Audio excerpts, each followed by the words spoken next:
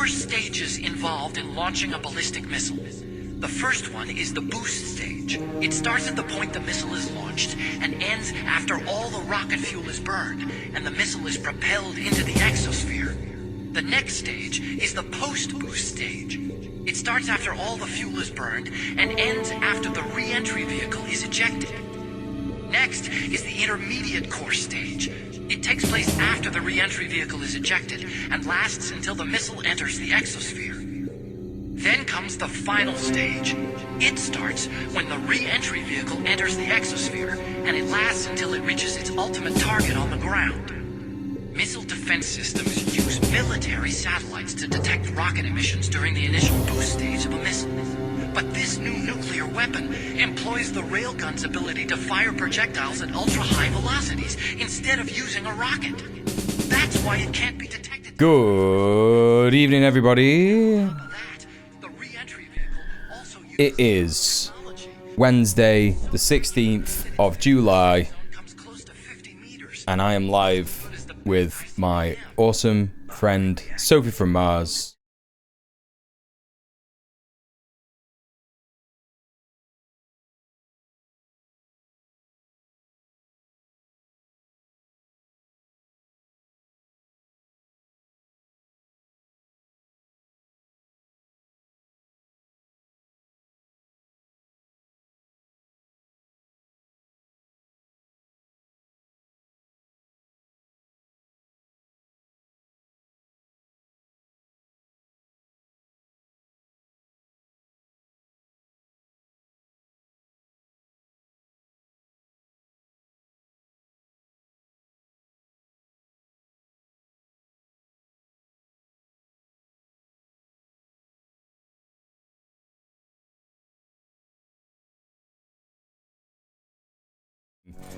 To the main one. Right, now they can hear you. Oh, alright. They can hear me now. Yeah. Okay, cool. So if all of Parliament went to a restaurant, right? The speaker, he'd be like, hors d'oeuvres, hors d'oeuvres. Or he'd be like, we should order. Yeah. And Nigel Farage would be like, we should order all the immigrants to be executed. And all the Tories would be like, yeah, like that. And Keir Starmer would be like, I'll have what he's having. So that's my skit for if all of Parliament went to a restaurant together. Yeah. And I think I could write Spitting Image a lot better than they do. Yeah, you could. And so that's a little taster to start my new campaign, which is Let Sophie Write Spitting Image a lot better than they do. And also she plays every puppet. Yep. I'll sign it. I'll sign the campaign. The campaign, yeah. The abstract idea of the campaign. www.web.LetSophieWriteSpittingImage and also play all of the puppets. Yeah. .net. So there you go, chat. You know where to go.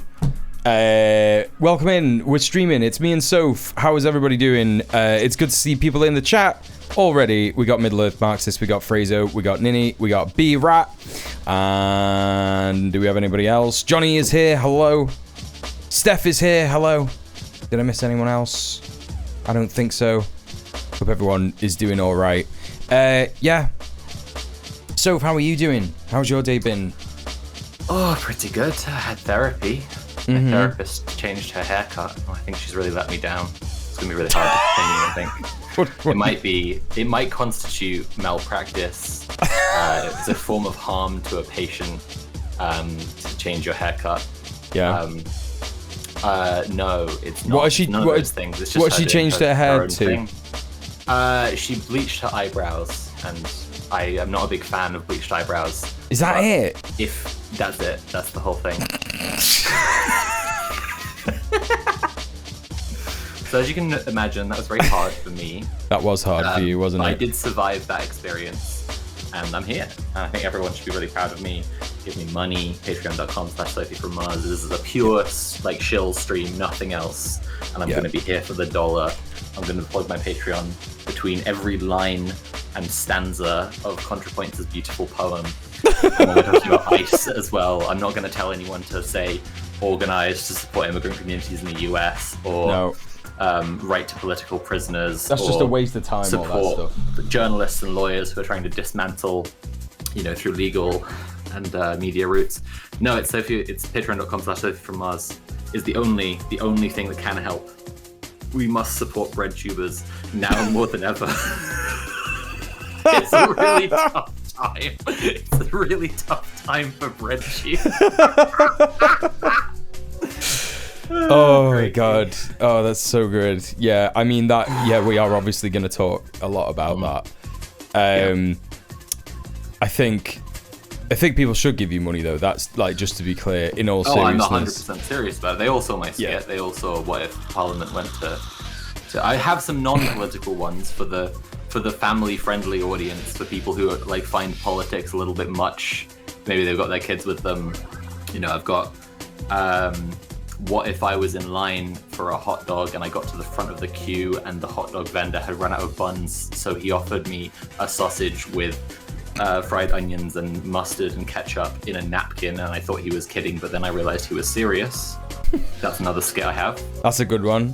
Yeah. No punchline in that one, I'm noticing. Well, I realized he was serious, and that's sort of an That's the punchline. Yeah. Comedy. I should just get smarter and understand jokes better, to be honest. That's what I'm always saying to my audience when they have any problem. You're always saying that to me. Any of my yeah, I roll you another joint and I say, get smarter, for fuck's sake. Yeah, that's right. Sophie did write a Black Mirror. That's true. Yeah, she did. Yeah, I know. I'm always berating my audience. I had someone earlier on Tumblr. I made a joke about maybe we'll talk about some of this, the anti-trans stuff going on, but there's just been an announcement that the cops should not be at Pride, which I saw that. It's not like it's a big win for us. like they shouldn't be, but also Pride is still gonna. It would still be policed, like it would be. There wouldn't be a police block in it. And obviously it's done for bad reasons because it's the UK. And yeah, I posted about it. I was like, no cops at Pride, or you can't be queer and a cop. Officially, according to the British state, you can't be queer and a cop. And someone quite intensely on Tumblr, they were like, that's not what the article says. Actually, it's a really bad thing because it's a tough legal case. And I was like, yeah, damn, I just couldn't read. I just really couldn't read at all. Yeah. That's what happened there. I've learned to read now, so it's going to be okay. Thank you for learning my friend how to read, random Tumblr person. Yes. They downloaded the alphabet into my mind. And it made me learn so much. And you're a woman. You're a woman, so, you need and it help is unnatural with that. For women to read. Yeah. But I also have a biological advantage at it, so there's that too. And I read the article for the first time, and it was the first thing I'd ever read, so I was obviously experiencing quite a lot of emotions. And I discovered that it was actually a bad thing that there aren't cops at Pride. And furthermore, I went on for that. I'm so grateful to this Tumblr user because I went on from there to read about dialectical materialism, Mao and Lenin, and the contradictions in all things, and how, for example, a bourgeois state with police that also supports queer liberation is a farcical oxymoron. I learned reading, and so I'm grateful to the Tumblr user for helping me realize that. And it's good that happened. Yeah. I read some more, and I realized that the idea of being queer and the idea of being a cop were inherently, those were contradictions. And the idea of there being a queer cop is an inherent contradiction. Maybe making that person pick a side is sharpening those contradictions.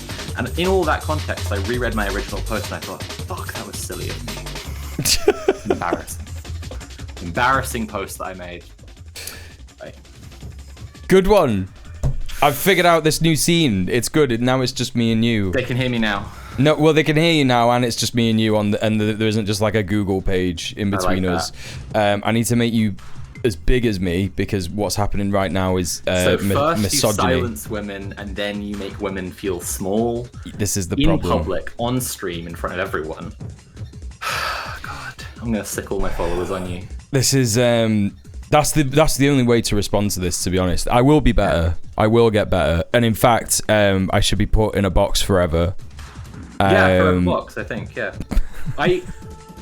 Okay, look, I am gonna stick my followers on you, but like they are gonna take a while because I have like obviously I've got them going after themselves for being Sophie from Mars fans to begin with. So it'll be a while before they get round to you. So I'd say your days are numbered, like a calendar.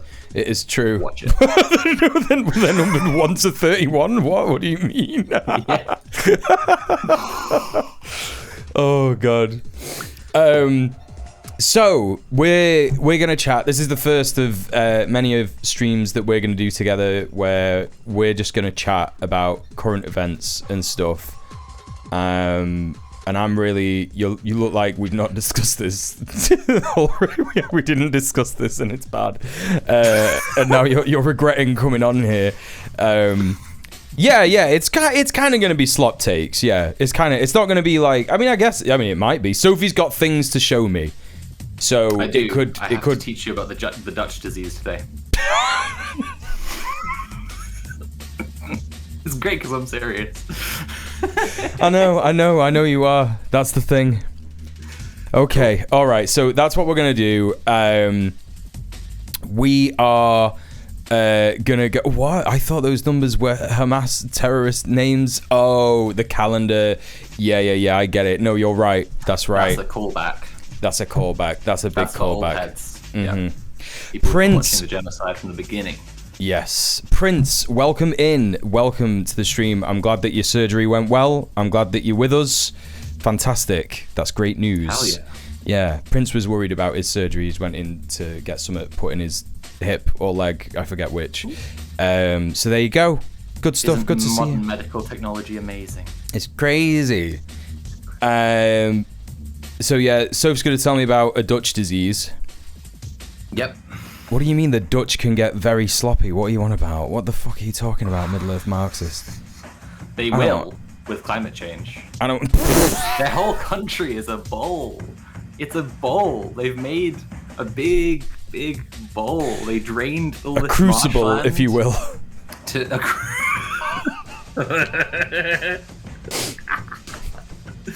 Well, only if you were smelting in it. Yeah, that's right. Which, one day a guy can dream. Can't believe the Addams family named Wednesday after terrorists. That's true. The Dutch and their eternal fight against the sea, which threatens to drown them. Who cares? I know who I'm rooting for. At least you're in Belgium, Vord, so it's fine. Do I have any Dutch viewers? I don't really talk. The way you talk about the Dutch, I don't imagine you. I don't really talk about the Dutch in the way that I talk about them with you on stream. Well, we're doing a whole Dutch segment today, so everybody's gonna learn how racist I am to the Dutch. I can't wait. Chat is gonna be like, wow, Muel's one problematic take, but it's not problematic because they invented colonialism and capitalism. They invented capitalism and apartheid. Apartheid. They invented South Africa. That's fucking bad. Yeah. They invented Elon Musk, and what, arguably worst of all, and it gets worse as every year passes, is they invented the Netherlands. Like they made it. They shouldn't have done that. They shouldn't have done that. They shouldn't have done it. No, you're right, B-Rat. This is the thing. There's only two types of people I can't stand. People who are intolerant of other people's cultures, and the Dutch. Yeah, that's right. Yeah, that's correct. If there are any good Dutch people in the chat, and those are the only good Dutch people, those that are in the chat and are also communists, critical support to you. The only thing that I would say that can make you better is to leave. Just leave. Just get out of there. It's not a good idea to be there there was anymore. some discourse in I told you about this, but I'll try and keep everything as anonymized as possible. There was some discourse about screening that documentary about prescribed terrorist organization Palestine Action. Yes. Bad, stinky bad, and no one likes them. So bad. Obviously everyone does this when they hear Palestine Action. Boo. Shaking my head so that everybody knows I disagree with them. It was being screened, and some people I sort of know were worried about a venue that like an Israeli guy was involved in, just like involved in, but he's like renounced his Israeli citizenship and been like doing anti-Zionist activism ever since. And like, yeah, that's the best you can really ask for. Yeah. I mean, yeah, I saw a bunch of Israelis burn they were young people, I think probably 18. I saw this. Burning their draft orders. Yeah. And the only comment that I have for him is, yeah, good. Seems like you got like a pretty good momentum in a movement there. Maybe think about doing some other stuff with it. You know, very cool to see. Because something I'm going to be talking about with this Reddit Palestine Contrapoints take is comparisons to Vietnam. Because like a lot of American middle class liberals, they can only really process any discussion of war through Vietnam. You know, if you want them to understand that an American war is bad, Vietnam. Yeah. And That's true. I think that the draft coming back up for people is pretty significant. Like, it's obviously not Palestine that is the reason that the draft is coming back up in like European countries and Britain. It's much more immediately to do with Ukraine, but it's more broadly just the general rise of reactionary politics, and they fucking love the draft. Don't Yeah. they? It's their favorite thing. Step on the crack, get the draft. Yeah. Swear at a cop, drafted. Yeah, it's crazy. There was someone in my chat the other week who was like, I used to be in the military, but I'm trans and they kicked me out. And I was like, good for you. I think that's the best thing that could have happened. Yeah. It's good that you're not in the military anymore. Yeah, like I think we talked a whole bunch of times about how the U.S. military is like one of the biggest social welfare programs on earth. It just like offers loads of shit to people, and like, so healthcare is an example. But then like if trans people aren't allowed, and it's not a route for them anymore. But it's like, that's a reason that we can understand how people get duped into being a soldier and cannon fodder for empire. But ultimately, it's a very exploitative system doing that. That's disgusting. Kill brown children, and in exchange, you can get an engineering degree. Yeah, it's good. It's good normal stuff. It is good normal. It's good normal. It's great. What was I gonna say? Yeah, like fundamentally, it's a good thing that there are like less people in the U.S. military in general. I think but they are trying to do the draft, and that's why, because they understand that the empire's collapsing. I'm gonna go through this later. I don't know. We could go through it together if you want, but it's up to you. We'll see. Yeah, the Hague group. So this is, I don't know if you know about these. Yeah, 20. There's 27 countries currently at the conference in Bogota in Colombia. And apparently, I don't know if there's a source for this, but I saw it on Twitter. There is a source that says that the US government has threatened these 27 countries and said, don't you dare undermine Israel's right to do a genocide. That's the classic. And at this point, it's kind of like, what are you going to do, man? What the fuck are you going to do to these 27 countries? You know what I mean? Like, are you going to nuke them? Is that what you're saying? Are you going to nuke these 27 countries? Because that's really the only, like, what are you going to do? You're going to invade 27 countries? No, you're not going to do that. You can't even do one. So, what exactly is the script here? What's going on? And I was going through Macron's stuff with Keir Starmer and the UK government, the visit that he did last week, where he was like, we should recognize a Palestinian state, actually, and this is the best way to do it. And I was thinking, like, what's the game here? What's the game here? They do this so that they don't... Where would the Palestinian state be? Exactly. It's currently shrinking right now. Yeah. Like, right, exactly now. Like, exactly. This, I mean, yeah. Look, you know what? Let's get into the take a little bit, because she talks about two-state stuff, and it's just like, what's your model for a two-state solution at this point?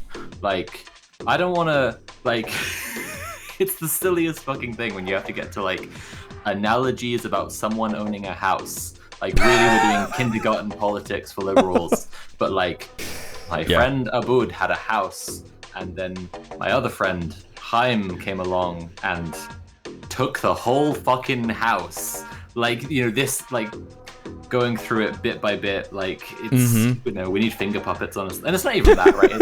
It's my friend, my not friend, but it's Chaim's friend. He's not my friend. I don't fucking like him. He's called Bixby, and he just took the house by force, and then he said it was Chaim's, and I don't that's still Aboud's house, isn't it? Yep. Yeah. It's pretty fucking simple. All right, yeah, let's get into it. So, everybody, I think you'll remember in the segment last week, and also I have a video coming out about this on my Twitch Clips channel tomorrow, which is an edited version of the segment that I did last week where we discussed BreadTube is DeadTube. And of course, as everyone will remember, I said multiple times in the stream last week, I will not be focusing all of my anger on a trans woman, because I think that's problematic. I don't know if that's something that we should be doing. So I got my transgender friend to come on the stream, and she's going to do that for me, which makes it better, doesn't it? Yes, that's how identity politics works. If someone who is trans, does it, it's okay. I mean, let's say, like, look, this all is indicative of the perspective of American middle-class liberals. It got me writing. I saw this take and I was like, wow, I don't think of it as my job to persuade anyone. Like, I'm a pink-haired transgender communist. People either are in the vicinity of my politics or they think I should be executed by the state. I'm not really invested in winning people over. I'm going to leave that to the men. But seeing someone who, seeing a liberal perspective that's so, like, emotionally close in some ways, wrong-headed about some things, I was like, oh yeah, maybe we can actually explain this in a way that could be productive. We'll see. Yeah. I'm writing some stuff. I'm not writing a response to this take. I have had takes about Israel brewing for ages. I've got some stuff by Michael Barkoon, who wrote the excellent book Culture of Conspiracy. It's the best source on conspiracy theories and beliefs that you can find. And he also wrote a book about religion. It's called Religion and the Racist Right, and it's about how evangelicalism became a force in American politics.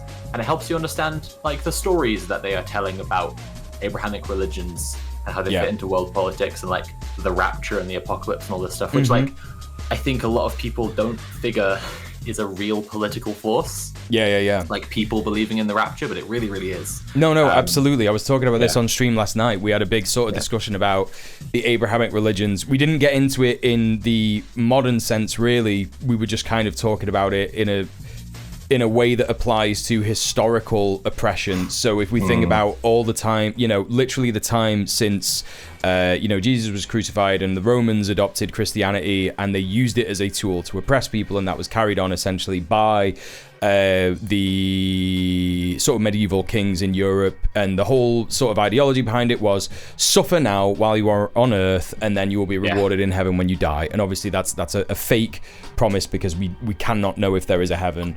And truly one of the most radical and rapid recuperations of something revolutionary in human history is Christianity, right? Yeah. Like, we had a Jewish liberatory leader who was opposed to the Roman state and was trying to spread a faith-based message of kindness and sharing. Some people have called it a communistic message. He was executed by the state, and only a few hundred years later that same state became officially Christian and, like, worshipped him while using it to control everyone. Utterly it's beyond words, to be honest. It's a crazy time. It's crazy. And so last night we were sort of talking about that, but you're absolutely right. Like, we have to think about, when we think about the most extreme examples of fascism in our world, we can sort of apply it to Abrahamic religions that have been used for, they've boiled it down into a purist dogma, which essentially has a goal, which is enlightenment and blessed afterlife, essentially. So you can look at this in the sense of the way that Judaism was turned into Zionism, the Zionists and the Zionist entity Israel. Obviously, the evangelicism in America, which is connected to that in a huge way, and then in a very, very small way. I mean, you could argue that there's a bit more. It's far less oppressive in the grand scheme of things, but Islam has certain elements of it that have been weaponized by, for example, ISIS, Islamic governments, Taliban, and theocracies. 100%. Exactly. Especially, to all the same groups, women and marginalized people, and ethnic groups who are in some kind of political conflict with the state. 100%. And it's like, obviously none of this means anything particularly for believers of the actual messages of these religions, which are always peace and sharing and taking care of each other every time. This is why people say Zionism is anti-Semitic, because Zionism itself conflates all Jewish people with Israel. Yeah, 100%. That's what every anti-Zionist Jew says. Exactly. And yeah, I think that's a great way to sort of like phrase it. I mean, if we're talking about so-called bread tubers, I've never really seen myself as a bread tuber. You know this, because when I said to you, I'm going to start making videos on YouTube, I literally said to you, I'm just not going to write a script and just say things, and hopefully that'll turn into something good. Yeah. And you're closer to a bread tuber than me, but again, like the I guess like the broad strokes of every bread tuber hasn't said anything about Palestine is not true. Because you said something about Palestine pretty early on. You made a video called "We Must Stop Them." I did. And where, if people remember, I was supportive of the Murder Maniac group and the Order of the Nine Angles, and what else? ISIS. But I condemned Palestine action very, very harshly. Yes. Because that's important. No, I just want to clarify the legal case there.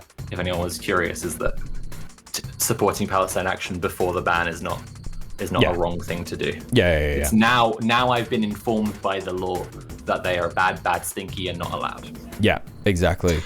No, but the thing about the rapture is just, it's relevant because it creates this alliance based on religion between America and Israel, and there are materialist alliances. There is like a white supremacist and American imperialist structure that binds them together.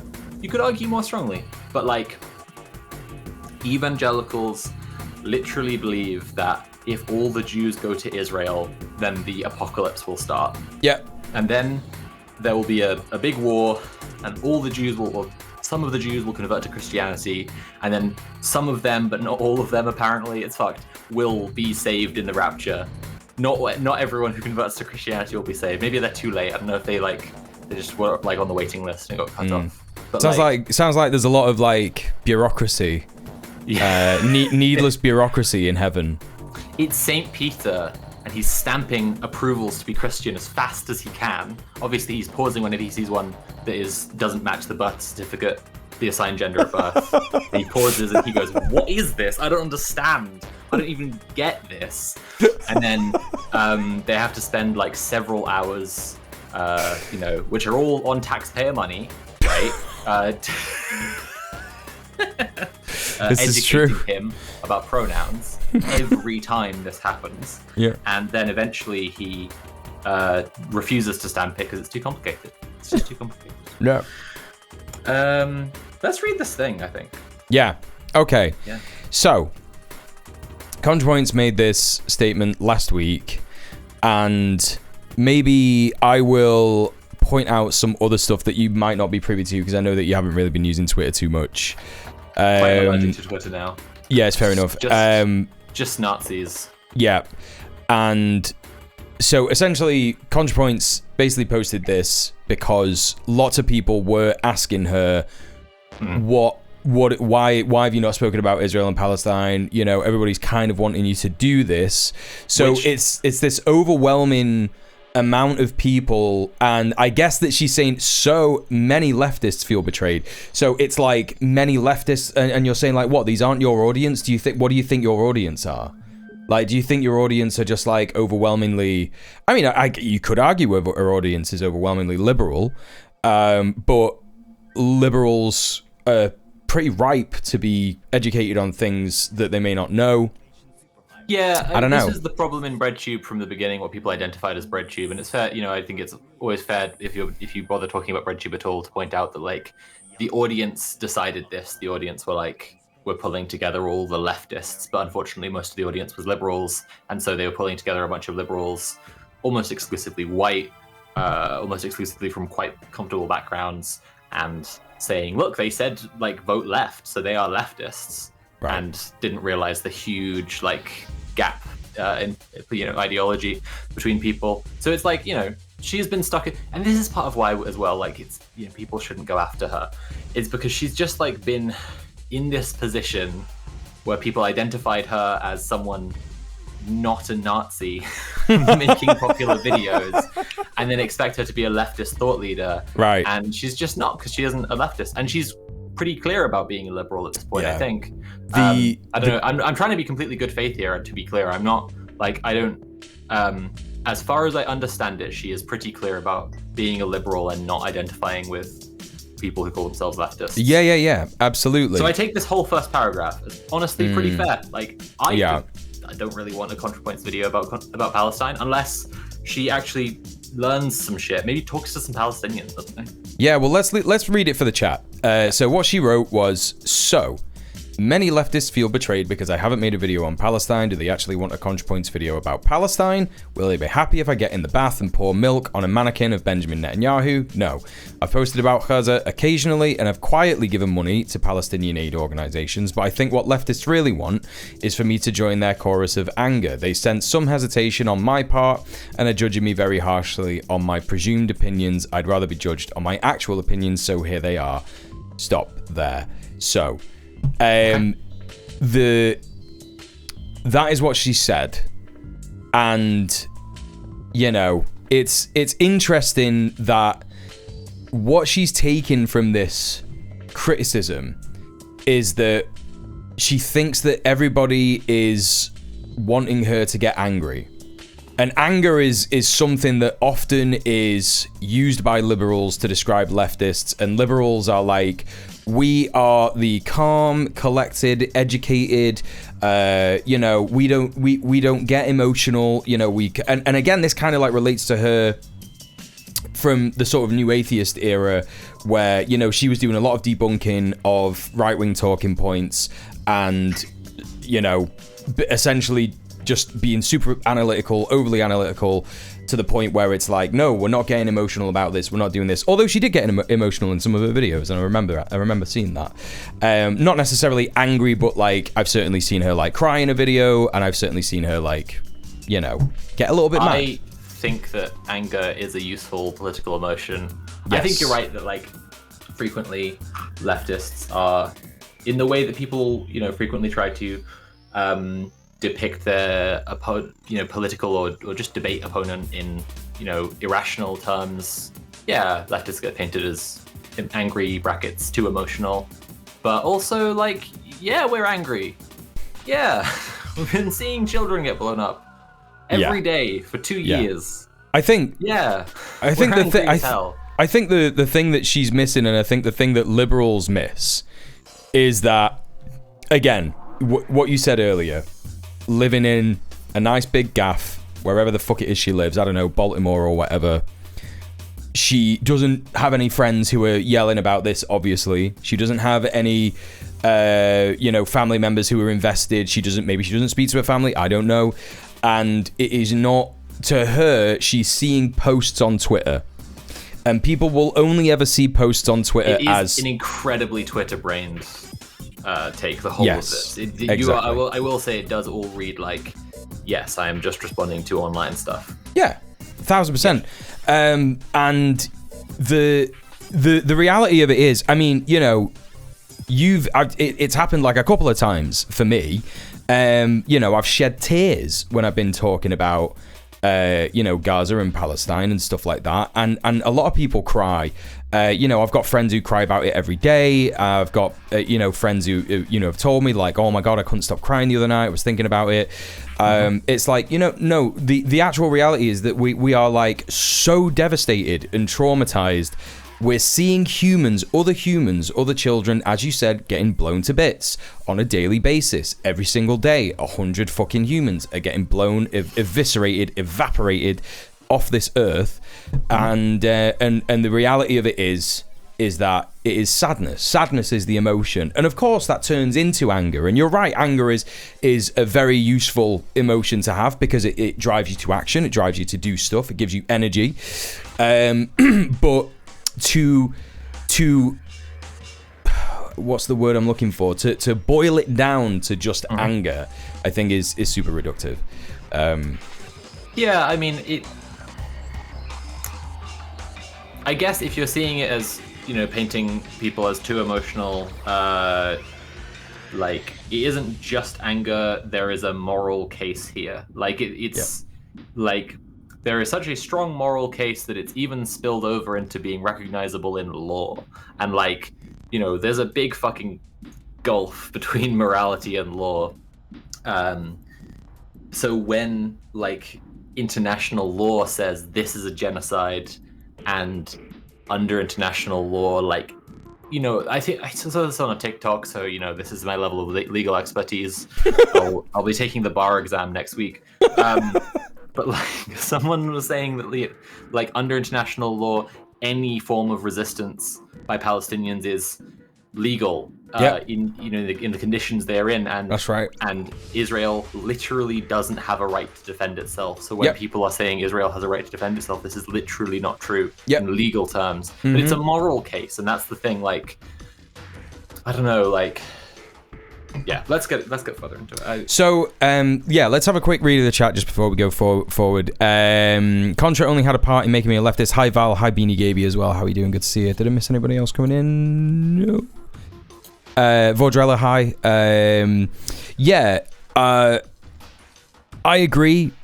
I think what happened with me as Contra, with Contrapoints and BreadTube, was a bit later on.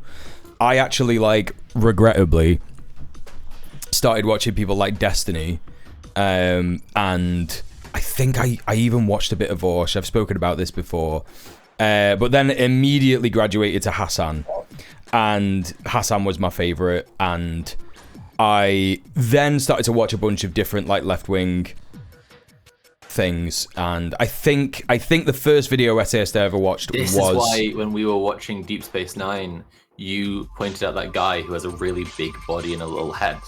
Yeah. You're just attuned to men with big bodies and little tiny heads. And I love the Goombas in the 1994 Super Mario Bros. Movie. There you go. You have a type.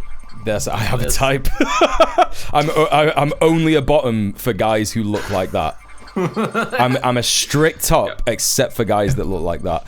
I've actually stayed at Muel's a few times, and he does have, like, cutouts of Hassan, the Goombas from the Super Mario Brothers live-action movie, Mr. X from Resident Evil 2, above on the ceiling over his bed. On the ceiling. And every night, I think bless you to sleep. And I think like for me personally, like, because of that, when I started to hang around with you and get to know other BreadTubers, and of course, like, the people that I, like, ended up being in touch with and sort of in community with when before I had my whole fucking Xander Hall video nonsense, those kinds of people weren't really BreadTubers either. It was more like Feek, FD Signifier. He doesn't really say, he calls it Cornbread Tube. A couple of different Black Baptist YouTubers. Yeah, a couple of different creators also identify with that I used to knock around with.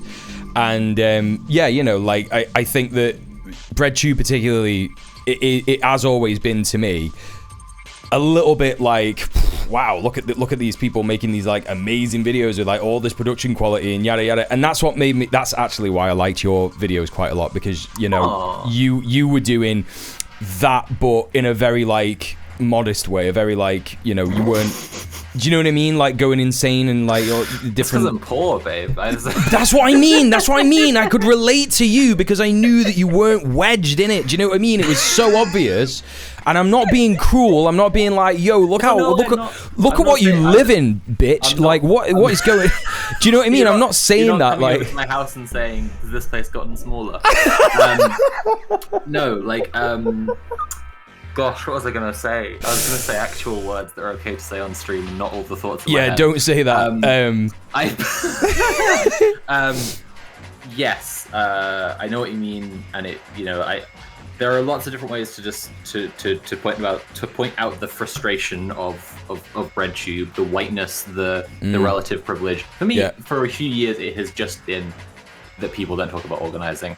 And I don't care if, you're considered to be in an algorithmic cluster with people, or you're not, you're in or you're out of the club, or you're from a comfy background or not, or you're white, like whatever. I'm white. Unfortunately, it's not shit I can do about it. But but hang on, I promised this. I promised this earlier in the stream. But there is a way you can help me not be poor, and that's patreon.com/Sophie from Mars. We got do it, chat. The first stanza of the poem, so I'm doing a plug. It's organizing. It's organized. That's what I'm trying to say. That's what I was trying to say. For several years now, I got a notification the other day that my channel is 7 years old. I'd say the last 4 years, right? Like how long we've been doing Red Planet plus a year. I've been increasingly frustrated that no one says go and fucking organize. Yeah. Well, that was another thing that attracted me to your channel, because I remember we had like a couple of chats. And I was like, damn, she's so smart and I don't understand a thing she said, but I know that means that she's pretty fucking on it. And then eventually, like, you fucking undoom-pilled me. And and I was like, oh, she's right. If you're upset about how the world is, because all the content, creators, like, it's all well and good saying, haha, you're wrong and this is why on YouTube. But like you say, like if there's no other stuff, it's like, well, we know they're wrong, but now what? Like they're wrong, but they're still winning. Like what the fuck do we do now? All and trapped then in a world of like signs and symbols and words. It's really frustrating. As we get through the rest of this, she's grouped it by emotions, and I think that's really good. It's typical of her style is to talk about the feelings and move through the feelings. And it's like that again is just very online. It's just like I've seen politics happening online. I feel these ways about it. There's my take. It's nuanced, it's complicated. I've talked it all the way through and I'm done. And it's like, but we can do things. Yeah, exactly. We can tell people, go do this thing. Yeah. Hello, new chatter. SK Keeper says, the main problem with Contra is that she became a stopgap. She herself said her audience got radicalized to be further left than her, and her content since has been doing damage control. Right. That makes sense. So, the end of that paragraph, she wrote, is Israel committing a genocide in Gaza? Yes. Do I oppose it? Yes. Do I feel angry about it? Yes. I also feel a lot of other things. I think this is very telling, by the way, because when I first saw this, I read to this bit and then stopped. Right? Because I knew it wasn't going to get any better than this. Doom. And then I also saw that the second paragraph was called Misery, and I was like, yeah, I'm not reading this. So paragraph 2, Doom. The week after October 7th, it was clear the mood among Israeli leaders and civilians was overwhelmingly kill or be killed, existential panic and unstoppable lust for revenge. Reminded me of the US after 9/11. Well, yeah. There was no reasoning there was no reasoning or protesting them out of it, nor was it politically feasible for the US to withdraw aid to Israel on a time frame that would make a difference.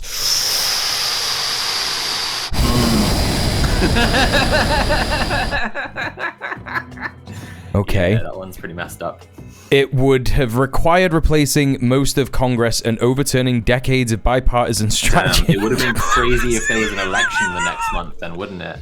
It would have been crazy if there was an election in the next month after it happened, and it was possible actually to replace most of Congress with people who had promised in their electoral platform to stop the genocide. Wouldn't that have been just nuts? Yeah. Even in the best case scenario, it would have taken years, so there was a sense of futility, but worse. Okay, I mean, go on if you've got anything to say immediately. Doom, yeah, I mean, I've written about Doom and Doomerism for quite extensively. It's maybe the most spilled ink I've ever spilled, and I have cried over it.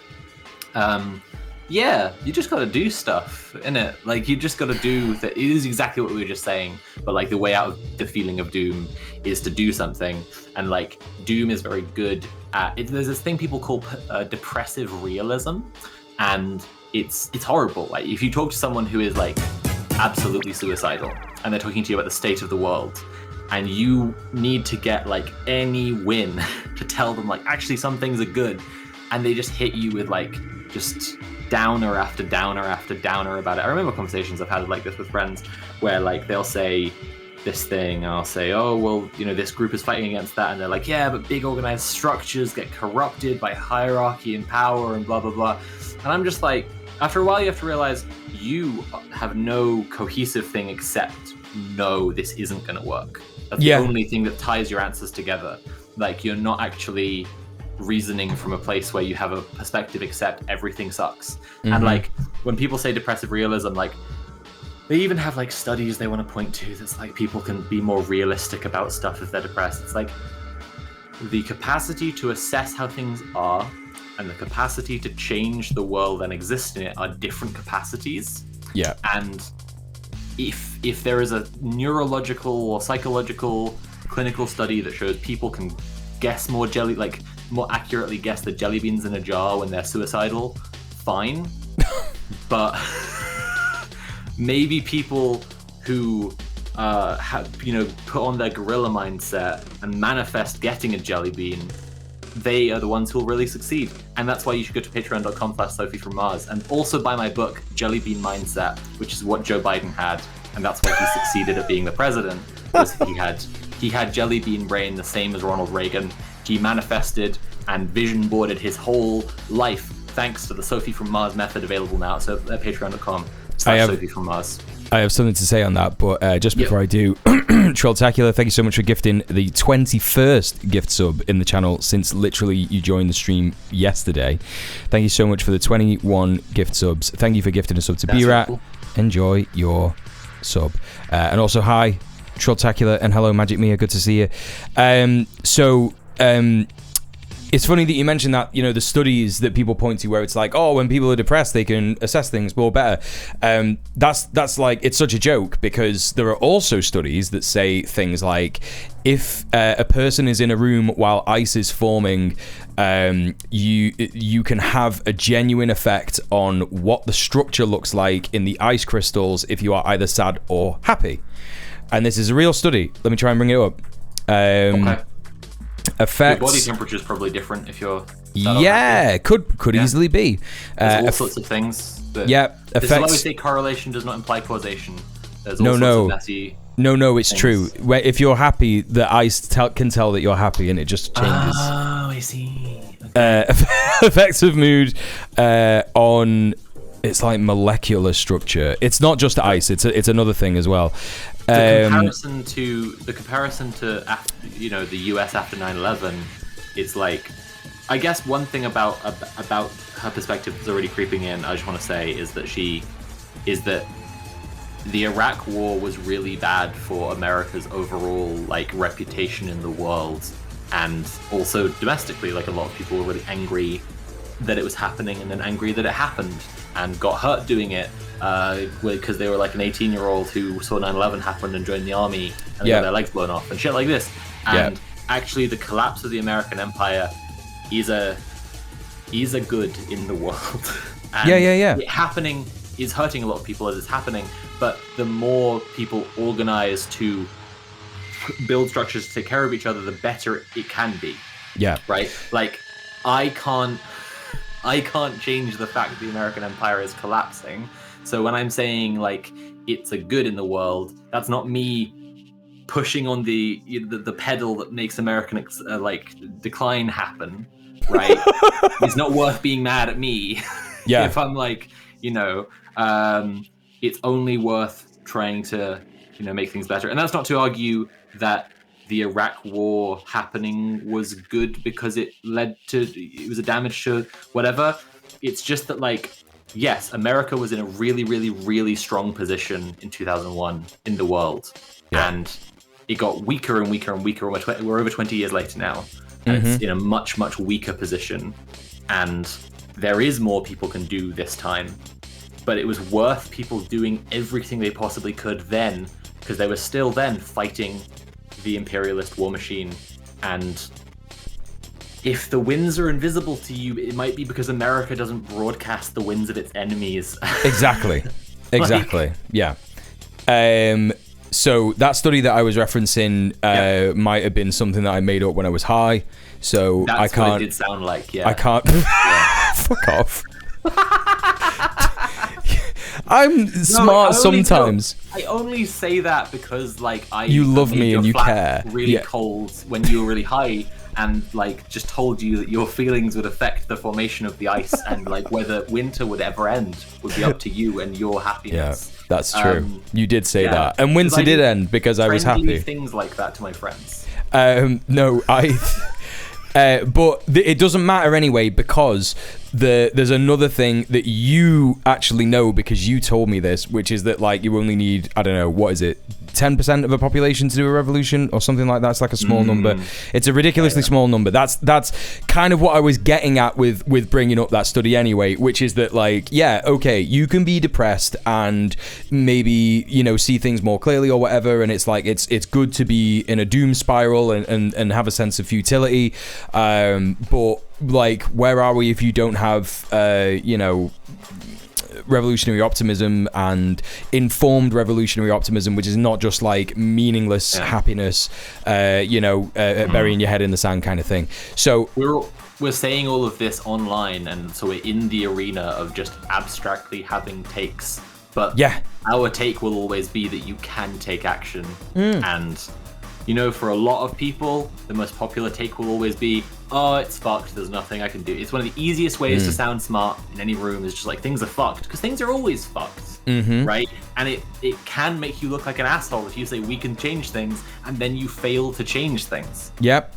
And I think everybody needs to understand as well that both me and Sophie have done organizing over the last 3 years, and we've both had issues in it. It's not easy. It's difficult. And a lot of the time it's people and how they interact with each other and stuff, and conflict is very difficult, but it is not to say that no one should bother organizing, because that's fruitless. It's no, you can get round these things, and it's easily 60% people, and they're just personal issues with each other, or feeling aggrieved, or they feel like the org is a part of them, and so it has to reflect their feelings, or they feel slighted by it, or all this kind of stuff. And it's 40% the wrong size shoes. If you bring the wrong size shoes to organizing, obviously you have to go home and get the other shoes. You can't rent them anymore. You used to be able to. But yeah, these are the kind of things if you organize.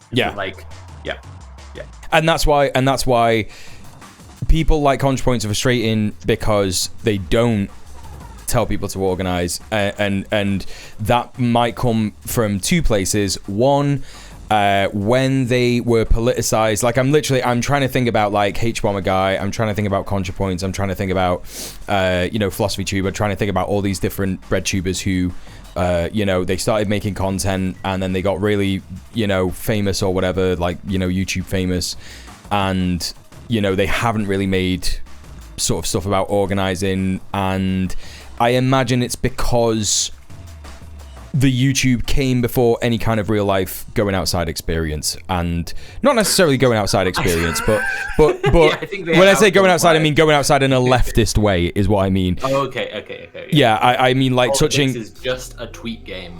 Right. Yeah, it's just a thing that they have done online, and then they've got successful at, and then they don't need to do anything else. So why would they?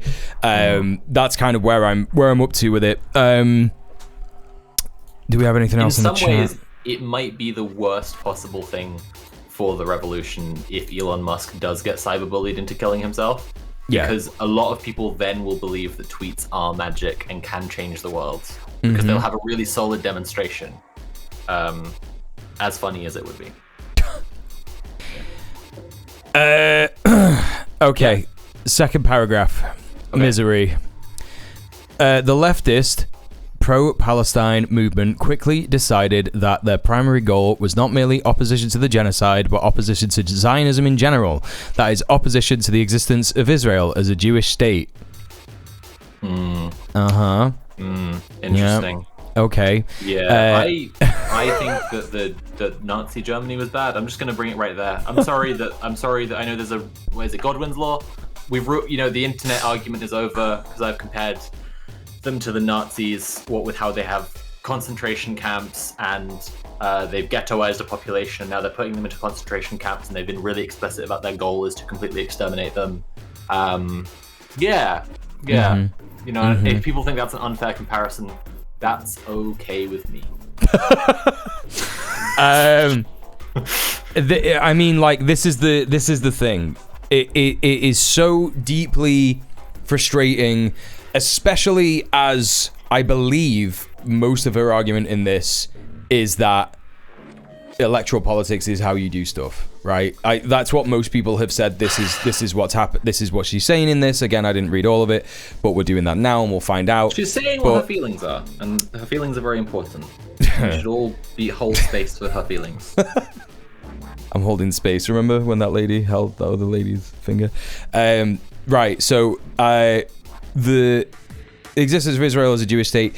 If she is so electoral politics pilled, surely she has seen interviews of Zoran Mamdani where he's talking about Israel, right? Where he's being questioned about Israel despite being the candidate for mayor of New York. What the fuck has Israel got to do with New York? Nothing. Literally nothing.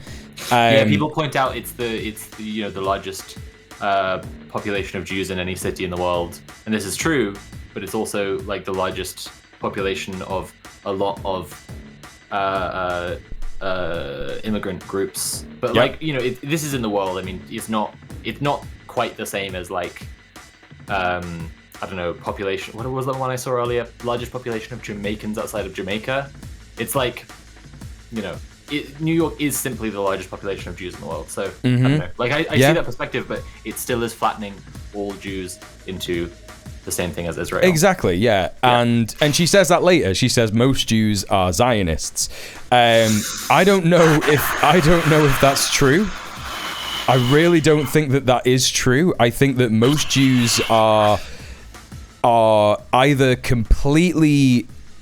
I think there is a large percentage of Jewish people who, if they have expressed Zionist opinion, they have been, especially if they're outside of Israel, especially if they're not Israeli, and maybe they don't have any family there, or maybe they have a bit of family there and they just don't get it. I think that they've been fleeced and brainwashed by Zionists who come to Jewish communities in the diaspora to fill them with fear and say, you need to come to Israel and kill Palestinians for us, because that is what Israel does. I believe that it's probably likely now that there isn't the majority of Jews being Zionists. Way fewer Jews are Zionists now than they were before. Yeah. Because like every other population, this has swung opinion against Israel. Israel doing a genocide in front of everyone has swung opinion in every group, including Jews, against Israel in an unprecedented way. Like, exactly. It has never been this unpopular. Jews are not immune to, like, it's crazy and actually anti-Semitic to imply that, like, Jews are somehow impervious to any criticism of Israel. Like, it would be an insane thing to say that, like, a Jewish person just cannot see criticism of Israel and as anything other than anti-Semitic. And that again, like this flattening of it is like, it's just really like, it's so reductive. But again, like the Zoran Mamdani thing is what I was talking about, was when he responds to, do you think Israel has the right to exist? He says, as a state with equal rights. And that's a great, just it's not always an apartheid state. Like it just is an apartheid state is the thing. And exactly. Like, there is fundamentally a difference between establishing between the idea, and it's like a hypothetical idea, because how do you do it without colonialism anyway, but the idea of establishing a homeland for a people who don't have a homeland, and making an ethno state. And what Israel has done is make an ethno state, and like it's a white supremacist ethno state is the thing. Yeah. Like it shouldn't be taken as taken as read that it's for Jews, because like there are communities of African Jews who Yeah. have been denied birthright to Israel because they don't want them. Yeah. Because they don't want them because it's a white supremacist state, Yeah. because it's a vassal of American imperialist white supremacist Mm-hmm. hegemony. And that's like, I'm aware that a lot of liberals of this stripe, when they hear someone say something like it is a vassal of American imperialist white supremacist hegemony, they're like, oh, they're saying the leftist words now. Haha, how silly. But these words mean things. Yeah, right? exactly. And what they mean specifically is that white people, over the course of history, through tremendous violence and exploitation, have been in a powerful position over the rest of the world. And in recent centuries, that violence has included colonialism, it has included scores of genocides, it has included slavery, it has included apartheid states, multiple, Jim Crow and South Africa and more besides. And it continues to, produce horrors, like absolute fucking horrors. And that's a real fucking thing. American imperialism, like, I think 10 years ago, liberals would have loved to pretend it just doesn't exist. It is just America being everyone's daddy. Right. But it's becoming more and more naked now, right? Like all of the American imperialist, like all the allies of empire are becoming more explicitly like part of a project together. And the countries that were being threatened by American power, now that's waning, are breaking free. Yeah. Becoming more naked. Yep, definitely. Yeah, you can't just be like that. That's what she's literally saying. She's like, there is opposition to the existence of Israel as an ethno-state. Like, that is what that wording means. Making it about Jews is an anti-Semitic thing to do, because the state as it exists is part of a power structure in the world. Yep. And yeah, sure, any state that exists in the world is part of a power structure in the world, but it has its existence serves a purpose, and it was deliberately created as this white supremacist settler colonialist project by the British Empire, and then handed over to America and America's jurisdiction when after the Israeli Revolution, and like, oh crikey, it's not, it doesn't exist and serve a function in the world to be a homeland for Jews. Yeah. And that's all. Yeah. It serves much bigger, more violent functions in the world. Yeah. Those motivations seem to be completely absent from all of this. Yeah, no one wants to talk about. I mean, that's like a big thing about the ethnic cleansing and the genocide that is happening, is that people in the region have got huge criticism of empire and imperialism and a huge resistance to it. It's like, why do you want to like eradicate every single Arab? Because Arabs, generally speaking, I don't want to generalize here, but Arab states in the Gulf are very anti-America. Like, it's just generally speaking, like, and I don't mean Arab states, actually, sorry. I mean Arabic people, like people in the Gulf are just like, this fucking dominant empire has been battering us for decades because they want our resources, and we know that that's what's happening. It's a very racist generalization of us to say that the invading force has been battering the shit out of the region for decades, that everyone there hates it. That's just speaking for people of color. We shouldn't do that. That's not fair. True. Yeah. They probably love it. They probably really they love it, actually. That's true. Yeah. Actually, I asked one, and they said it's okay. Nothing about it. They have no opinions. No, this is the thing. The states themselves love working with America because they become vassal states because of various different types of corruption, various coups, etc., etc. We all know about Jelani. They have such a fucking horrible time. That is true. That is true. It's like, you will, I wonder how long it will take Jolani to just be like, you know what?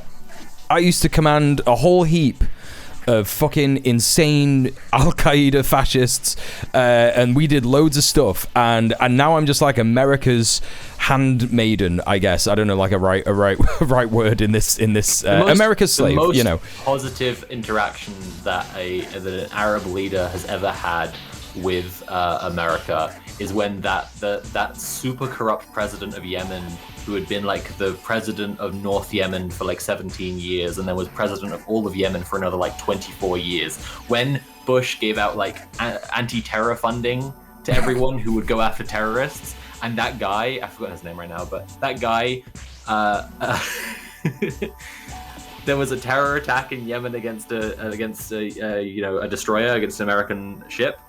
And then he was like, oh no, oh shit, oh fuck, how could this have happened? Oh no, better give us the funding to find the guys. And they gave him the funding. He's like, I found the guys, found them really fast. I knew exactly where they were. And thanks for the money though. So that's the most positive interaction, I think. Yeah, exactly. Yeah, okay. And all of that geopolitical analysis is missing, obviously, from this take. Where are we up to? So we were up to Israel as a Jewish state.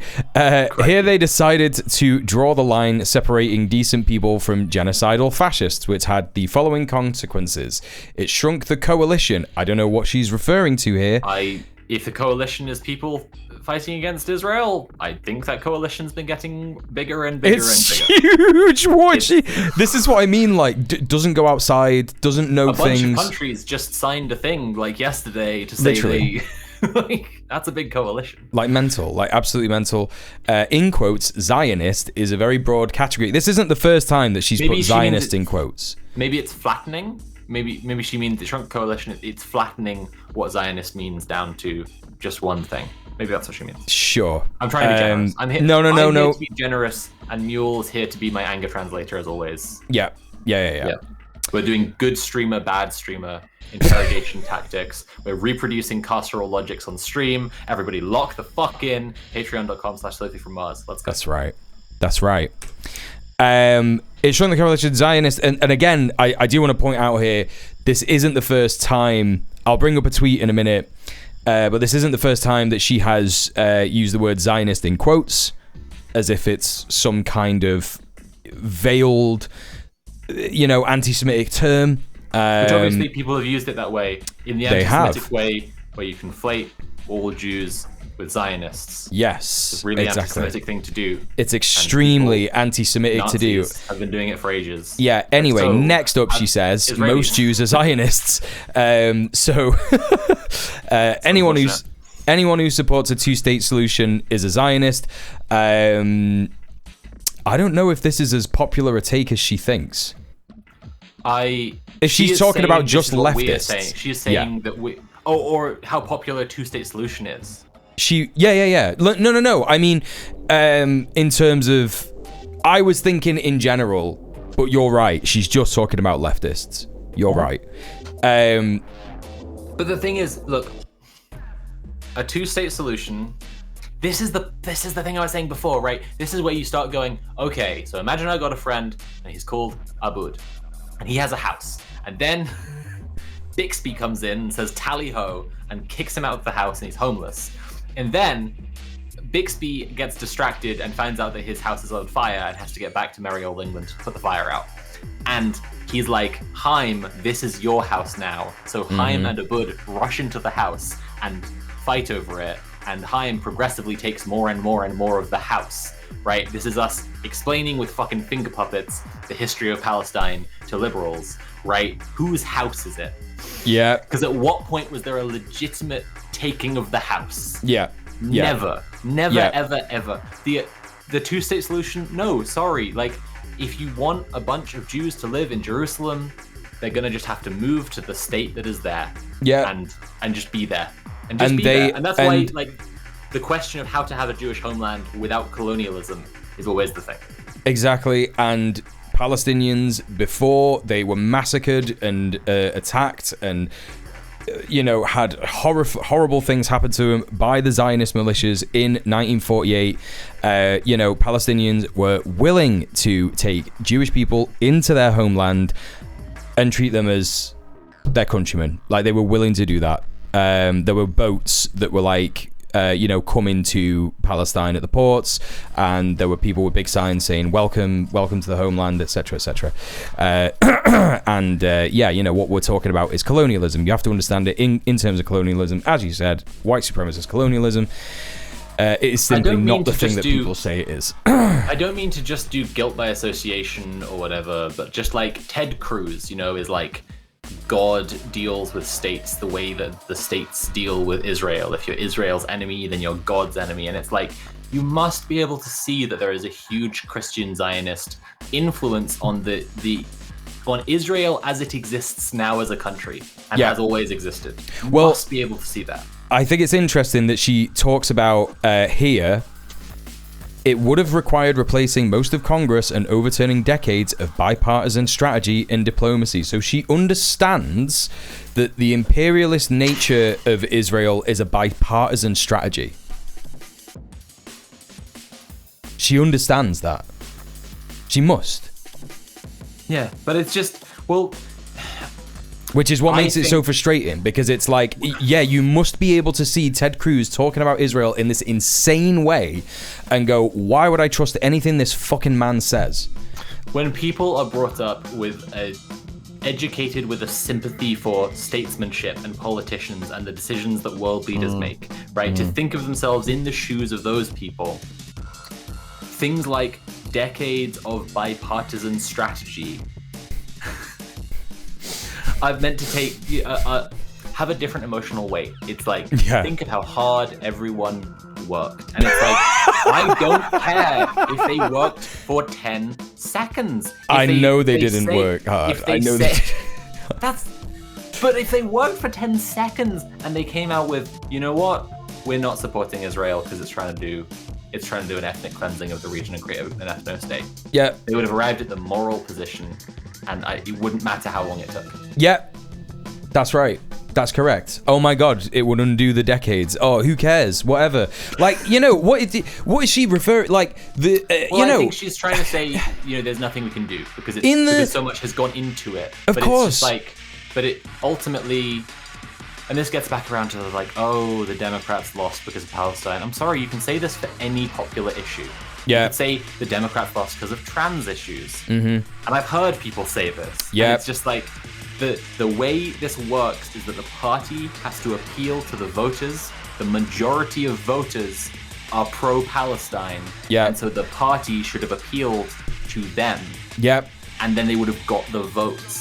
And what's more, and I keep forgetting this all the time, not only did the Democrats not appeal to their own voter base, but they didn't appeal to any potential voters that may not vote normally, that may be in swing states. They didn't have any kind of social safety net policies that meant anything for the working class people of America. It's this entire thing. It's this entire failure of any kind of manifesto that meant anything. It was like Kamala's campaign was basically like, what if things just continue to be this way? And nothing changed. And it's like, oh damn, I guess you're not in power anymore because of that shit fucking manifesto. Anyway. Christ. So it shrunk the coalition. Zionist is a very broad strategy. Most Jews are Zionists. We've kind of spoken about this already. Mm-hmm. Yep. Anyone who supports a two-state solution is a Zionist, as Magic Mia pointed out in the chat. So does that mean the the Palestine Liberation Organization are Zionists? Does it mean, was Yasser Arafat a Zionist? No, absolutely not. No one in the right mind would say that. And again, there are people in Palestine. There are Palestinians. I think that she is saying here that this is what we are saying. She is saying, right? Yeah. She's saying leftists are saying this. I mean, again, you could say that. This is why it's stupid, because but I don't think it's the thing that people have been saying. I think anyway. Exactly. No, you're right. People. Most leftists who are informed, and I say most leftists because of course there are fucking armchair fucking idiots who, again, don't go outside and have shit takes and just read theory. May come to a bad conclusion, but most leftists take what Palestinians say, and Palestinians have a variety of different things that they want. The first thing that they want is the genocide to stop fucking happening, and that's where she misses everything here, right? It's like you could be a liberal, you can keep saying, I think all this stuff, the bipartisan efforts, yada yada yada, this that, and the other, and you can still listen to Palestinians and go, well, they want this. Right, that's the main fucking like issue with all this. Like, Palestinians want the genocide to stop. When that happens, maybe there can be some kind of fucking negotiation about what happens next. When Palestinians get more rights, etc., an end to the occupation. Like, it's just like a very obvious. End to apartheid, yeah. It's an end to apartheid, an end to occupation, and that is it. Do you know what I mean? There are lots of Palestinians who just want Palestine, and they want the dissolution of Zionism, and it makes complete sense. There are also a lot of Palestinians who want a two-state solution. It's, you know, it's not a fucking black and white thing.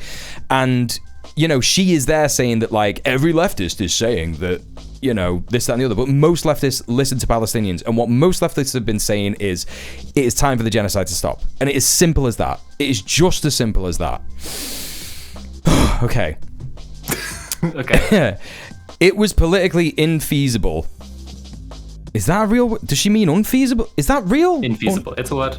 Okay, fine. What is the pathway that takes us from the present situation to the dissolution of Israel as a Jewish state? Well, it's easy. To apartheid. Sorry, it's an end to apartheid. This is a word game here that I don't think she knows she is playing. No. She is saying the dissolution of Israel as a Jewish state. Israel stopping being just for Jews.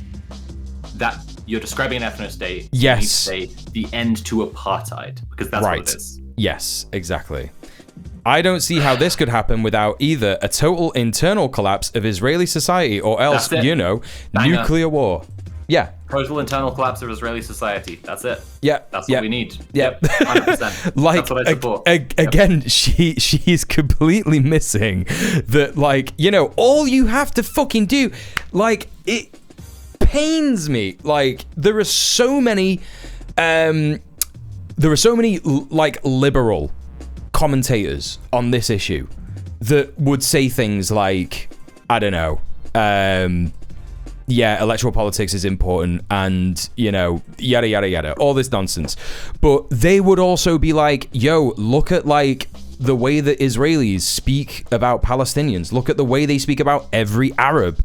They want to murder every fucking Arab in the world. They think that Arabs are, like, subhuman.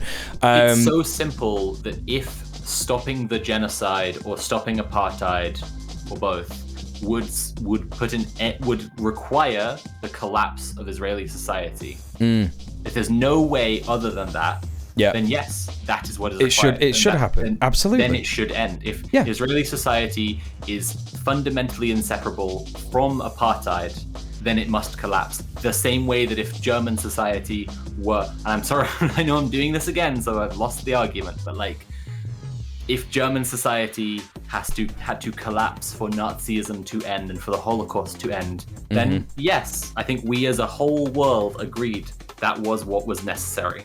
Yeah. And again, she ends this here with, as usual, leftists have championed a doomed cause. Okay.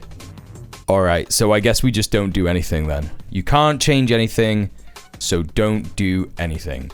Look, I'm frustrated that leftists don't know how to win stuff. I'm frustrated that leftists fall for a bunch of stupid infighting bullshit, and that, like, there are a lot of people who, if the state is not paying them, they fucking should be, because they do things that are so harmful to the movement that they hold us back from doing so much so much good in the world we could be doing.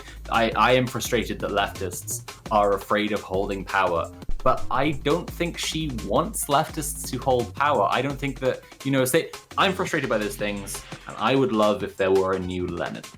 I would simply love if there were a modern day Lenin. If Mamdani turned around tomorrow and he was like, following on from this tremendous win, I'm now founding, like, the People's Vanguard Party, and I'm leading the glorious revolution, and this is it. This is what I'm doing now. And people got so behind him as a charismatic leader, and he was this, like, symbol of woke and brought in the woke revolution. I would love that. Yeah, me too. And I don't think she would. I think it's just kind of as simple as that. Like, I think that often when it comes to ideology, people think that we have differences in perspective. I don't think we do. I think we have differences in morals. I think that we are looking at and perceiving the same things, and we always try to. This is the problem of language. Hegel said that the interiority of language is as external as its exteriority is internal, and it's this unique quality of language, that it sits at this perfect point where it's in, out, in, out. You do the hokey cokey and you turn around and you in the words of out the hot words from the oven. And so it's one of those, really. we're trying to use words to communicate different perspectives to each other, and it's then a problem when you realize that our morals are different, like our beliefs about what should be done in the world based on morality and based on ethics is different. Like, you have to recognize that when it's the case. Yeah. And here I am frustrated by those problems in the left too, but I don't think they are inherent permanent qualities of the left. Yeah. And I would like if the left won. Yeah. And I'm just not actually sure that she would.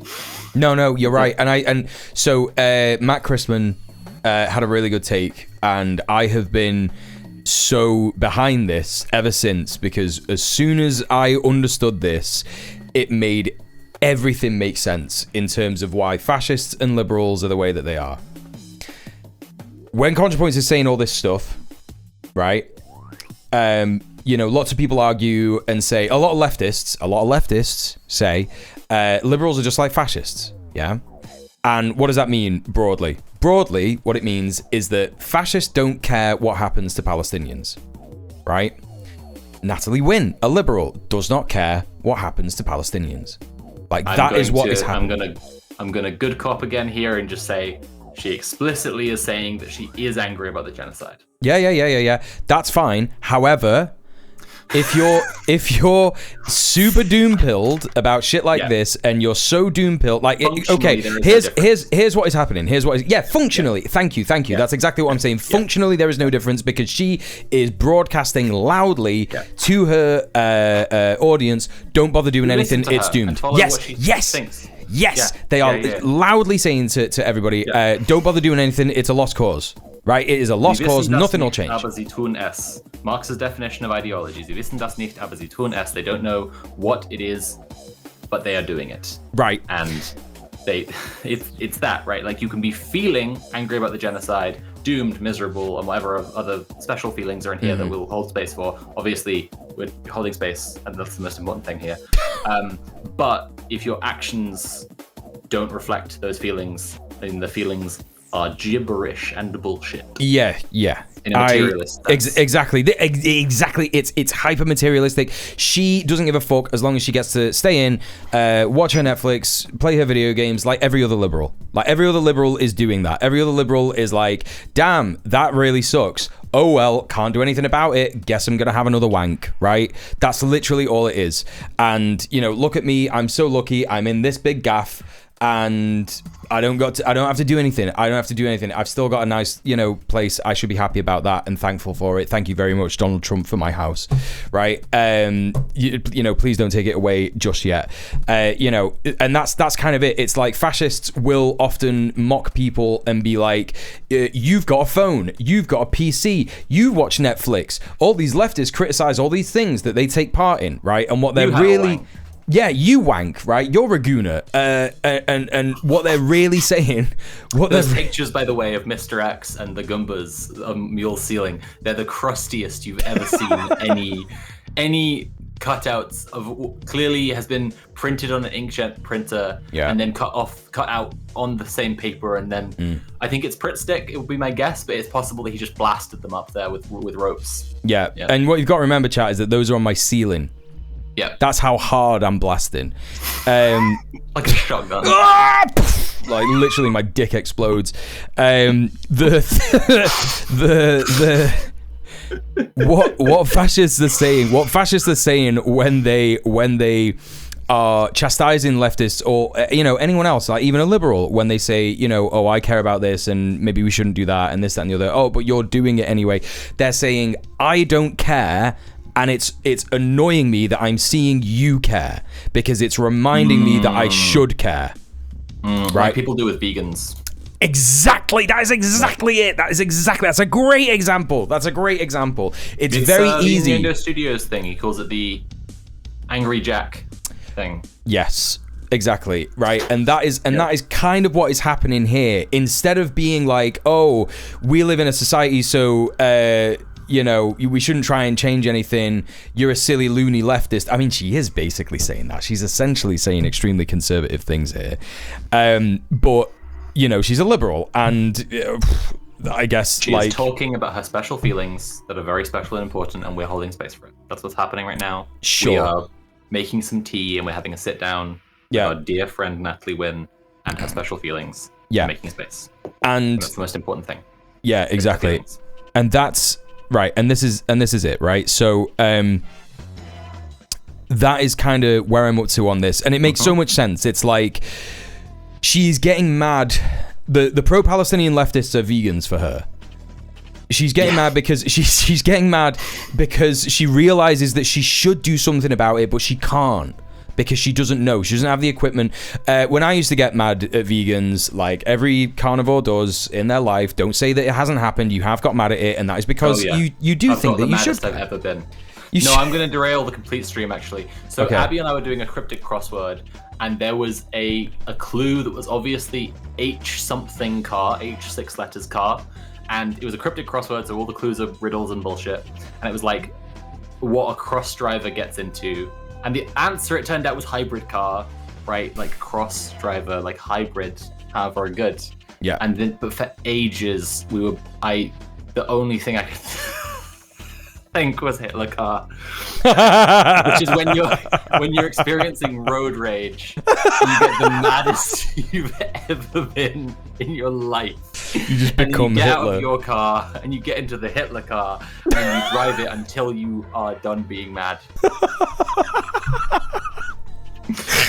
Yeah. And I won't be able to carry on until I've said that. So now we all know about the Hitler car. Anyway, Thanks very as usual, leftists have championed a doomed cause. Now that is an example of a statement that does not make me the maddest I've ever been. You will observe I am not getting into the Hitler car right now. Yeah, that's good. It's good that you're not getting in the Hitler car. I'm only maybe 4th or 5th maddest I've ever been. And what is it that she's saying here? Like, I remember hearing a Contrapoints thing in a video once where she said leftists are waiting for the magical revolution to happen, which is like waiting for the rapture. Some people are. Some people who I wouldn't call leftists because they aren't doing anything materially to support their ideology are waiting for it to happen. No, you're right. And that's it, it's a good take, but it's also not representative of reality, because there are lots of leftists who are doing stuff, who are trying to build dual power structures. They are trying to do what must be done, and that's the thing, right? It's this self-defeating prophecy, it's self-fulfilling prophecy, like, oh, leftists have championed a doomed cause, so I'll never be a leftist because I'm not going to champion a doomed cause because I'm smart.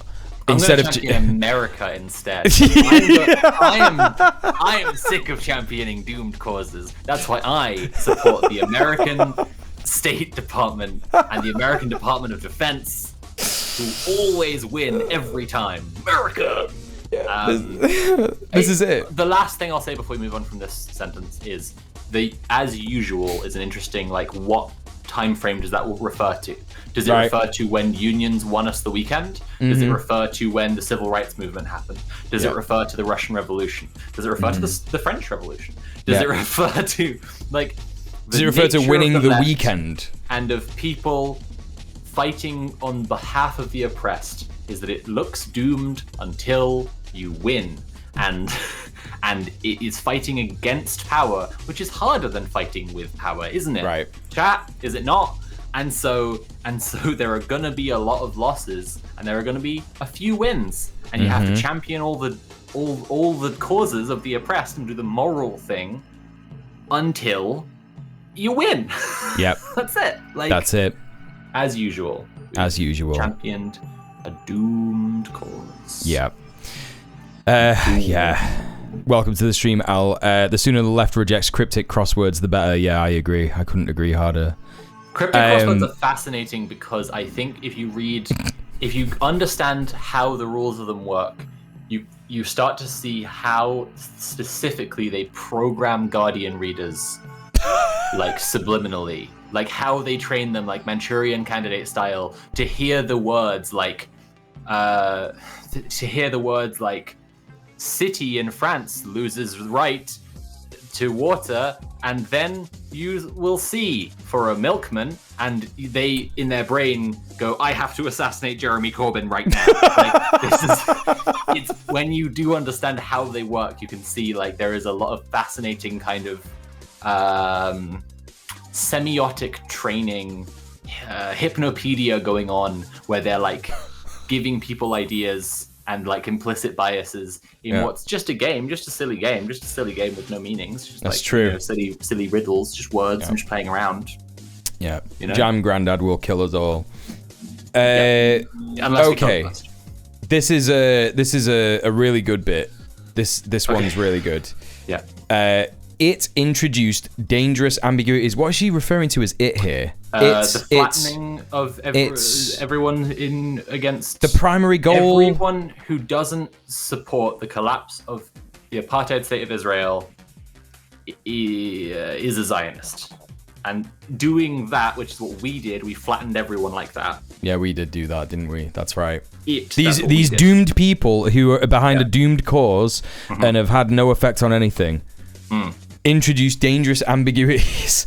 The vagueness of, again, in quotes, Zionism as a political Satan enables all kinds of rhetorical abuses. On the one hand, right-wing Israelis hold up all anti-Zionist protests as existentially threatening and inherently anti-Semitic. That's a very anti-Semitic thing they're doing. Yep. Yeah. On the other hand, there is a long history of anti-Semites using the term Zionist in deliberately equivocal ways, ZOG, etc.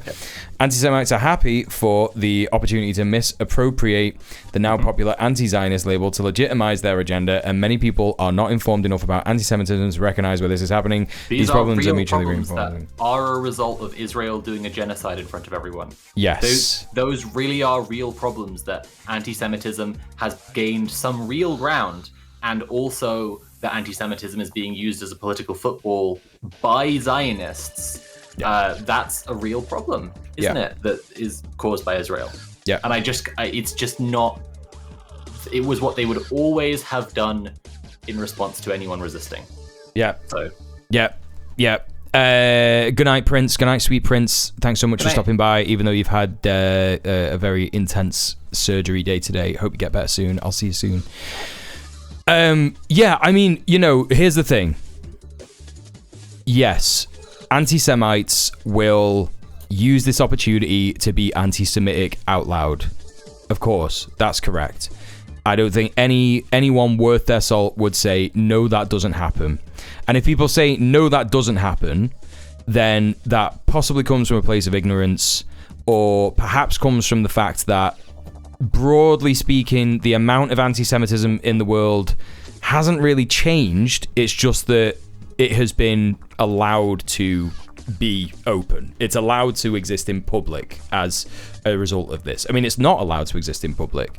I just don't see any. I see there being anti-Semites who are laundering their reputations because of the genocide. Yeah, but I don't see that how that could possibly be the left's fault. Yeah, it's this exactly. Idea that, again, it's the shrinking the coalition, the flattening, labeling everyone as a Zionist and all Zionists are bad. This stuff, I don't think that is the reason that anti-Semites are able to then say, see, we were right, all the Zionists, and we mean the Jews, are all bad, right? Like, that's where I was getting to. It was just always going to happen. Like, look, Nat's dad, old head Sophie from Mars fans will remember Nat, my ex and now best friend. Nat's dad has said some anti-Semitic stuff. I remember him saying specifically that Israel, by doing what it's doing, was using up the goodwill Jews had from being the victims in the Holocaust. And that's just a take that he was having that was anti-Semitic. I'm just like, it wasn't like in an argument against a leftist. We weren't like, you know, it's in no way a response. It's just I guess where I was trying to will see Israel doing bad stuff and conflate it with all Jews. Yep.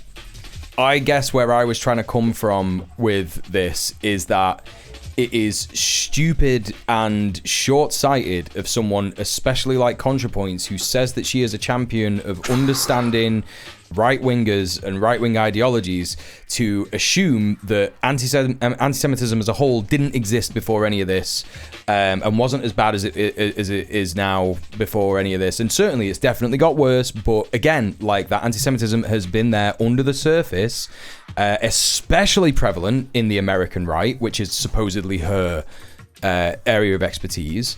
And, you know, to assume, like, I'm genuinely thinking back to, like, 2015, when she started, you know, making these videos, you know, that were specifically targeting that kind of thing. I think she did a bit of stuff like that before transitioning as well. And I'm like, yeah, I remember seeing all of these American fascists doing the they with the three, you know, brackets and stuff, etc. And, like, you know, she is sort of like cherry picking. And again, I'm gonna, I just realized there's like 2 more feelings after this, and I didn't realize I had to hold this much space. So we need to get on with holding. We do need to get on with it. We do need to get on with it. We've said what we need to say about it. A lot of special feelings to talk about here. We've said what we need to say about. Yeah, my main thing with everything we were just talking about there is just, it's just not the left's fault. It's just no, it's not the left's fault. It's absolutely bizarre. Yeah. So, next up, we got 3, Dread. The online left has spent the last 20 months. It's great, isn't it? It's like the next feeling is bitterness, by the way. How many takes I have about the online left, because I'm just like, when you say the online left, you sound so hopeless. Like, yeah. You sound cooked when you say the online left, and I still end up saying it all the time. So yeah.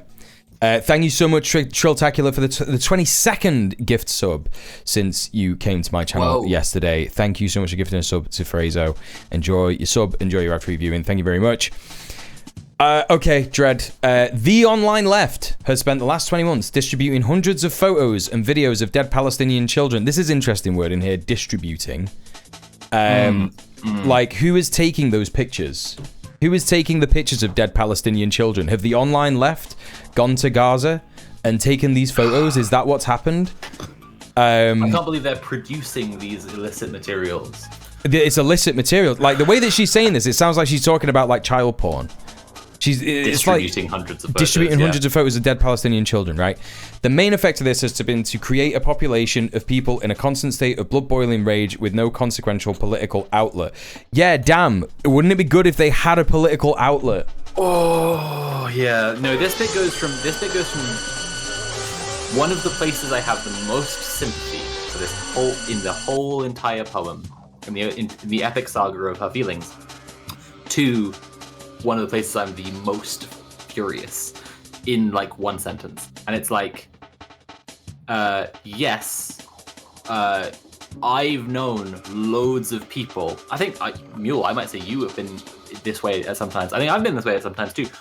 I've known loads of people who have been so consumed by seeing the genocide. Yeah. It's just like, how do you live your life? Yeah. And we've all had to reach a point at some point where you go, I'm going to look at this stuff in a way that relates to doing something only.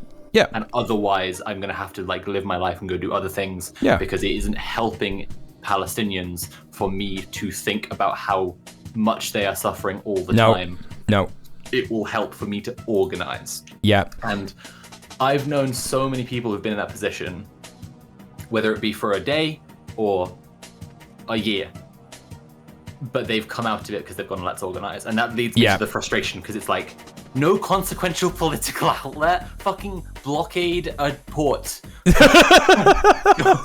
go chain yourself to a port and, like, stop weapons being shipped to Israel. Yeah, like, this is kind of what Val in the chat has been saying. Like, she does not know about direct action, and it's like, okay, I get where you're coming from. Like it sounds like she doesn't know about direct action. It certainly feels like if you. I'm gonna go pee. It certainly sounds like if you showed her a picture of someone doing direct action that she would die instantly because she doesn't understand what it is or that it exists.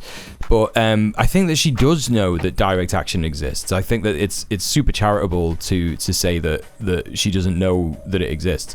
By the way, thank you so much for that £3 dono, Magic Mia. Thank you for the £3. I'm sorry that the alert didn't come on the screen. I'm sorry about that. That only happened because I was messing with my alerts earlier. So here it is again while Sophie's gone to the toilet.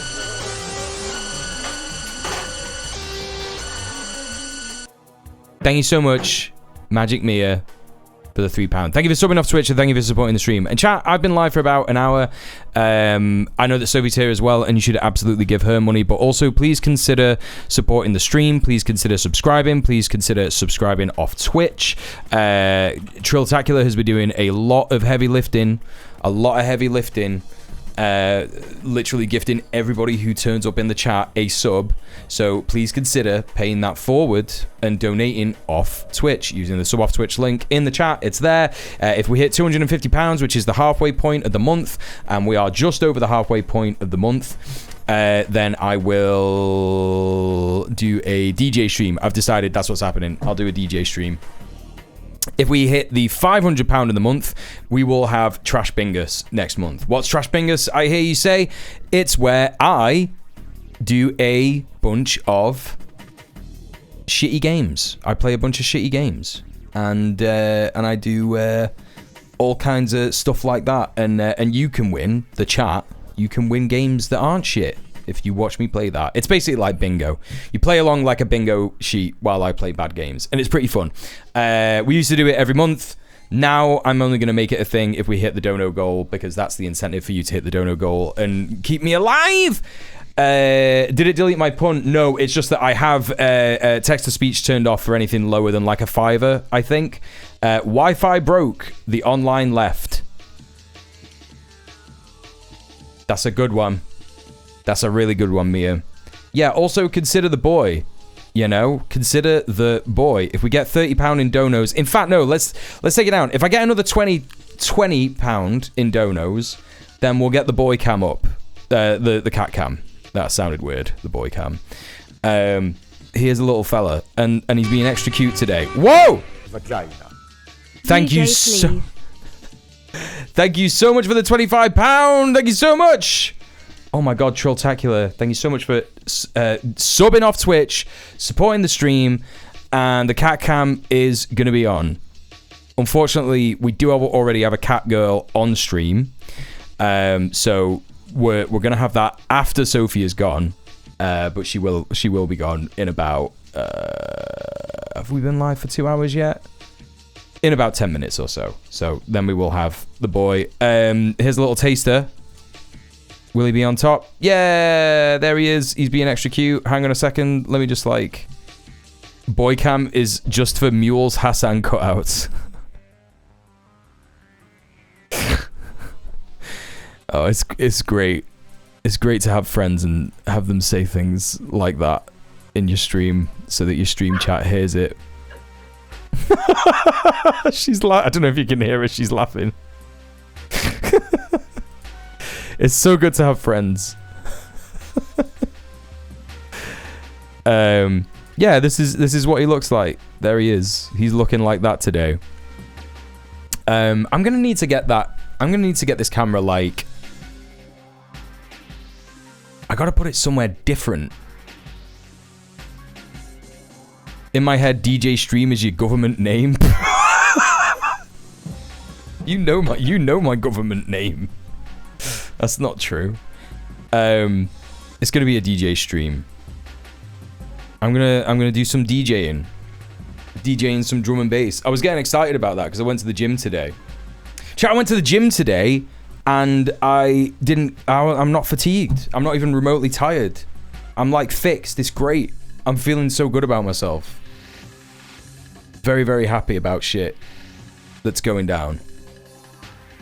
The funny thing about this stream actually is that I can't hear the music in the background, the drum and bass music, right? Because I have to have it like turned off the monitor when Sophie talks, because otherwise it's too loud and it drowns out her voice, so I can't hear what she's saying.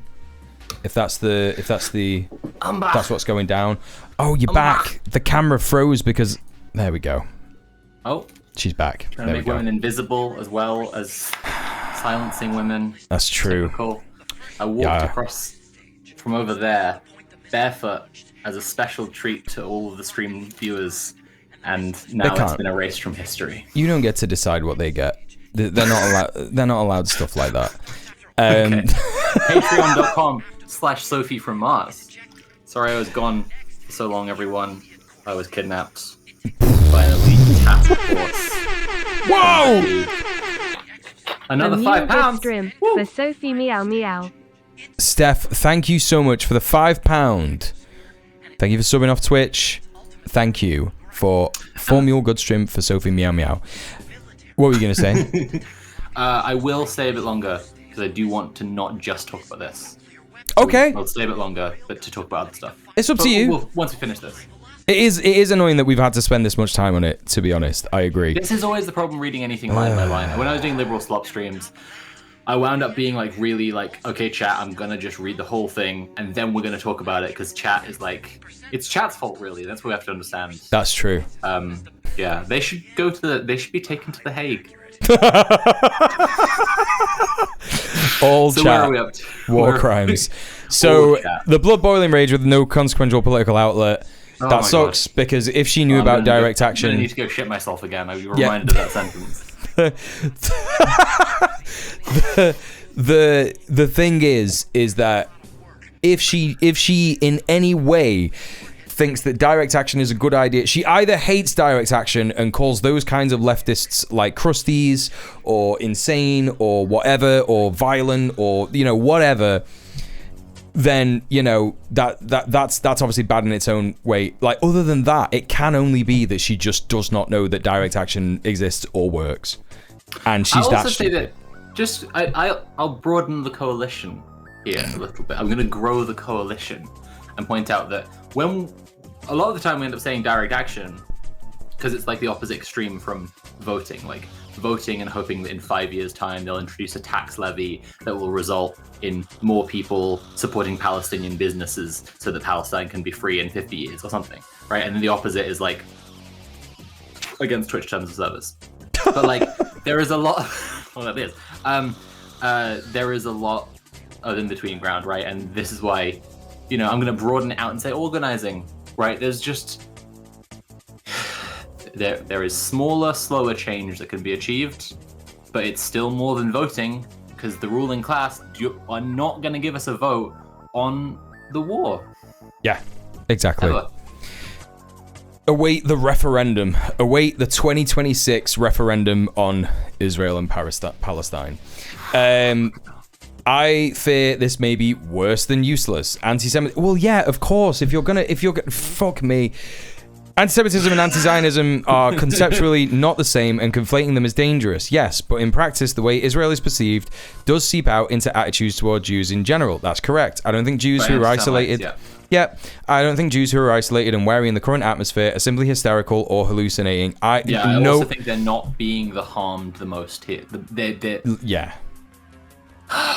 No one is saying. No one is saying this. Yes, no one is saying this. It's mostly just feelings that American Jews are having. Yeah, there has been some material, consequential anti-Semitism as a result. Mm-hmm. Mostly, it's been feelings as far as like Zionist Jews who are having a rough time because of the genocide. They're seeing a lot of people say this is wrong, and it hurts their feelings. Yeah, arguably, people like Ethan Klein, by the way. Right. Arguably, you could say that before the current genocide in Gaza, there was more anti-Semitism, particularly towards just, generally like hating Jews in America, because there were literal synagogue attacks. There were attacks on synagogues, like there were massacres of synagogue attacks. Now, I think the two things that we don't have statistics on for this conversation are how many Jews are Zionist and how many like what the trend is with anti-Semitism. My feeling is that it will have gone up. What I'm referring to is like the Tree of Life, like the actual like massacre that was done in a synagogue by a fascist, right wing. You know, that happened in, what was it, 2015 or something?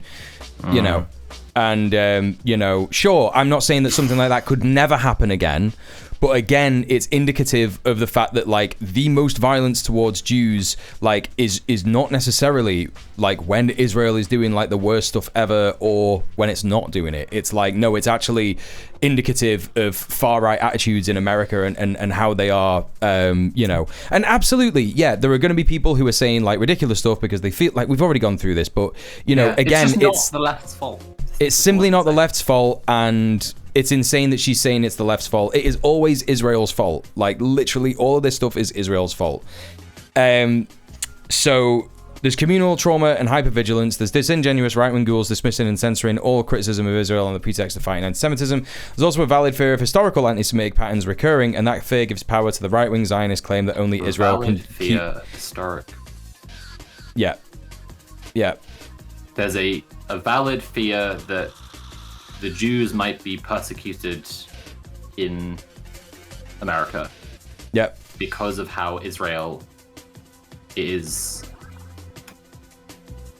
Okay, so a movement who were against Israel would have to be in charge of American politics. Yep. For that to be a valid fear. Mm-hmm. I'm trying to be as I'm doing good cop here, so I'm gonna say anti-Semitic Christian evangelicals getting a huge base of support because of the genocide, and then they come in and then they persecute Jewish people in America. There is already a fascist project going on in America, and it is anti-Semitic. Yeah. Jews are not its main target. It's been building concentration camps.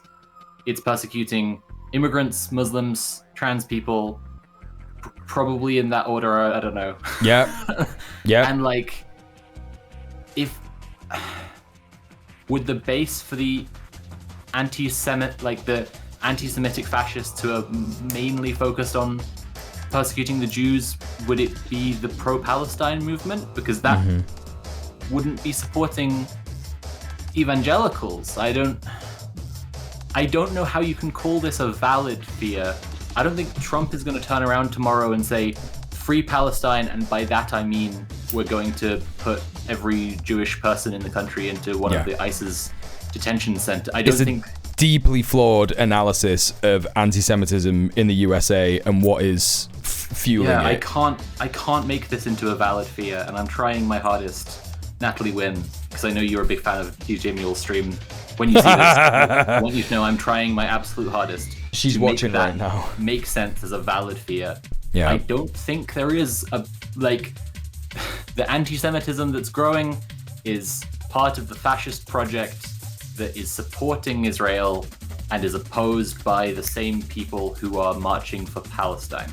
Yep. Those people hate Trump and also Israel. Yep. If the valid fear you're talking about is the valid fear to be afraid that a left-wing movement will seize power and persecute the Jews, oh boy, there have been real instances of leftist anti-Semitism, from leftist regimes in the past. The USSR did not do away with the Tsar's anti-Semitism, and the USSR did a bunch of anti-Semitic persecution. And it's not what I can't imagine even a version of the left in America today seizes power and persecutes Jews. And maybe that's just me failing to properly recognize the feelings of American Jews. Yeah. When I say this is not a valid fear. Yeah. But I just don't see it. Yeah. It's obviously that it's obvious to everybody that they are focused on everything that you just said. Like you said, trans people, migrants, Muslims. Literally Muslims, yeah. So, communal trauma, hypervigilance. Yeah, right, okay. So, yeah, there's communal trauma, hypervigilance. The valid fear of historical anti-Semitic patterns recurring. That fear gives power to the right-wing Zionist claim that only Israel can keep Jews safe. Does this mean that Israel should not be criticized and sanctioned? Absolutely not. But it's something I don't want to risk contributing to, if not outweighed by tangible benefits. So I approach the issue cautiously. What the fuck does she mean? What does she mean? I don't want to risk contributing it, if not outweighed by tangible benefits. The tangible benefits is that a genocide stops. What are you talking about? Let me just Google this really quickly.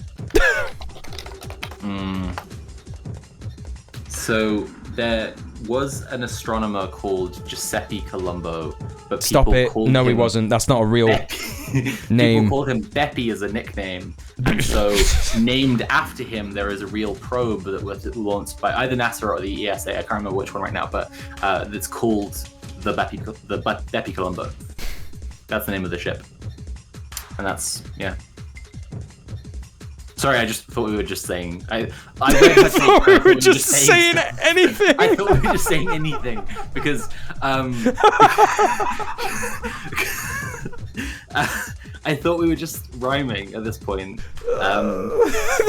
Yeah, look, I don't know if I respect less people who think they do support Palestine, but they won't say it because they want to be able to associate with like Zionist, like, I don't know, they want to do a deal with Disney or something in the future, and so for the sake of their career, public figures are like not saying stuff. I don't know if I have less respect for them or for this, but I do know that a real ship was launched called Beppe Colombo. Okay, let's move on to bitterness. This is like, okay, I know it was written by Graham Linehan, but in Father Ted, there's this like great bit where he wins Priest of the Year award, and he uses the opportunity of winning Priest of the Year award to go through like a big list of everybody that he hates, and it is so reminiscent of this. There's a bit where he goes, and now we'll move on to bastards. And that's like this. It's like, okay, part 4, bastards. Much of the online left spent all of 2024 again. Online left, okay. Guess what the offline left have been doing, Natalie? Guess what they've been doing? Like, you know what I mean? Anyway. Much of the online left spent all of 2024 single-mindedly focused on Palestine and the complicity that... This is not true, by the way. This is not true. This is insane, actually, that she's saying this. Much of the online left spent all of 2024 single-mindedly focused on Palestine and the complicity of democratic politicians in sending aid to Israel. Yeah, that was a huge... Because it's bad and wrong, and it was a huge part of probably the online left. But I know for a fucking fact that the online left has been talking about other stuff that is like, you know, just as bad or like, you know, less bad but still bad.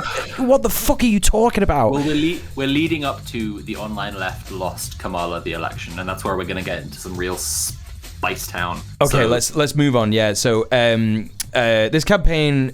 So hang on. You're gonna get so mad with the next bits, babe. Yeah, I know. It's so bad. It's good. I can't wait. This campaign had the following effects: 0 Palestinian lives were saved. Not one fewer bomb or bullet was fired by the IDF. May 0 Palestinian lives were saved.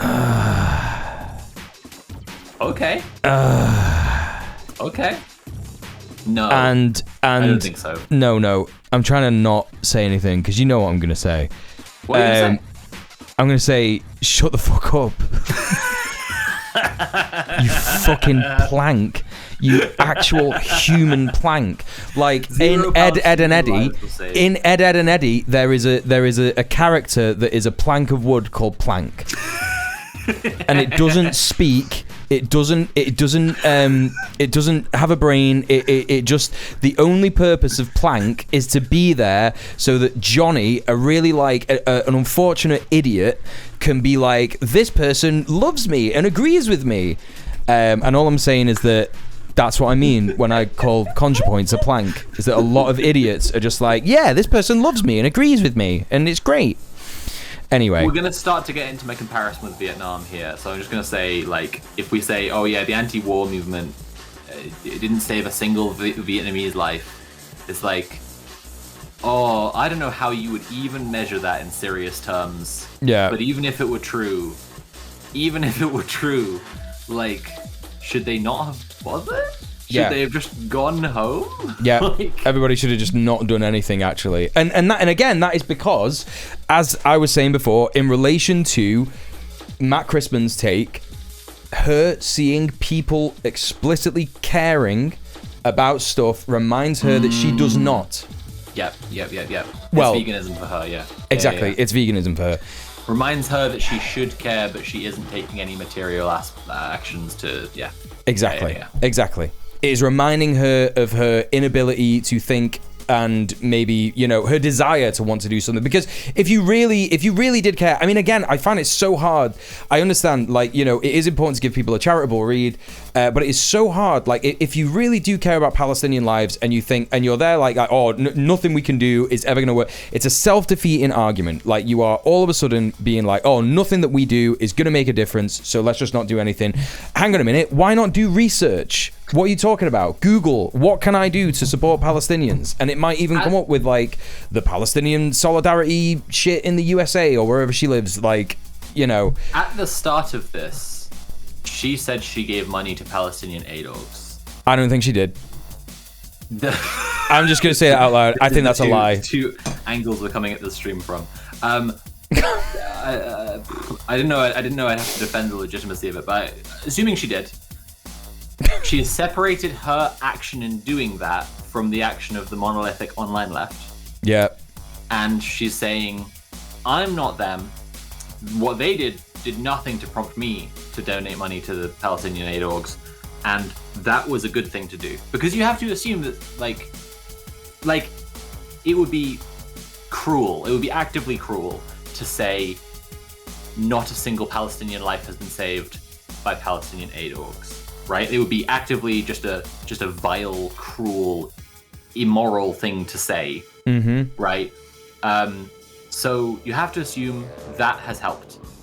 Do we not think that any money has been raised for Palestinian aid orgs by, again, even just her stereotype of the online left, just people who are just sharing images of the genocide and refusing to let people forget there's a genocide. Exactly. Do we think that no money was raised? Because I think some of that money probably saved Palestinian lives. Yeah. Even before we get to organizing, before we get to, like, people stopping weapons going to Israel. Yeah, that's what makes me think that she hasn't done it. Because, again, if that is her genuine thinking that getting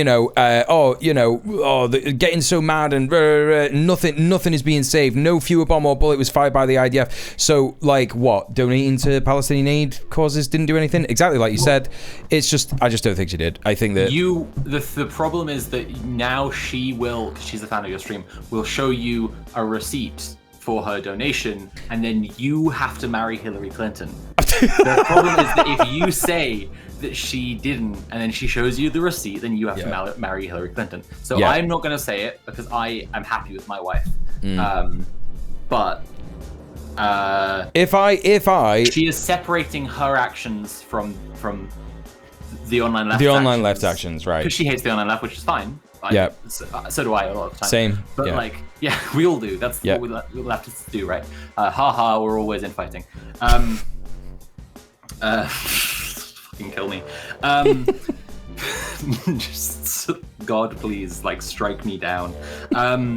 Let the earth swallow me. And then say afterwards.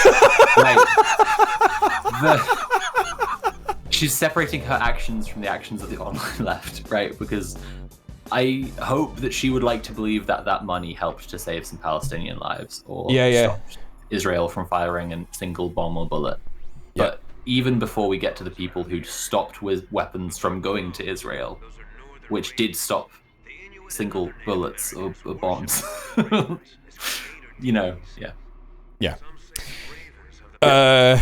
it may have slightly. I have to go back here and figure out what it is.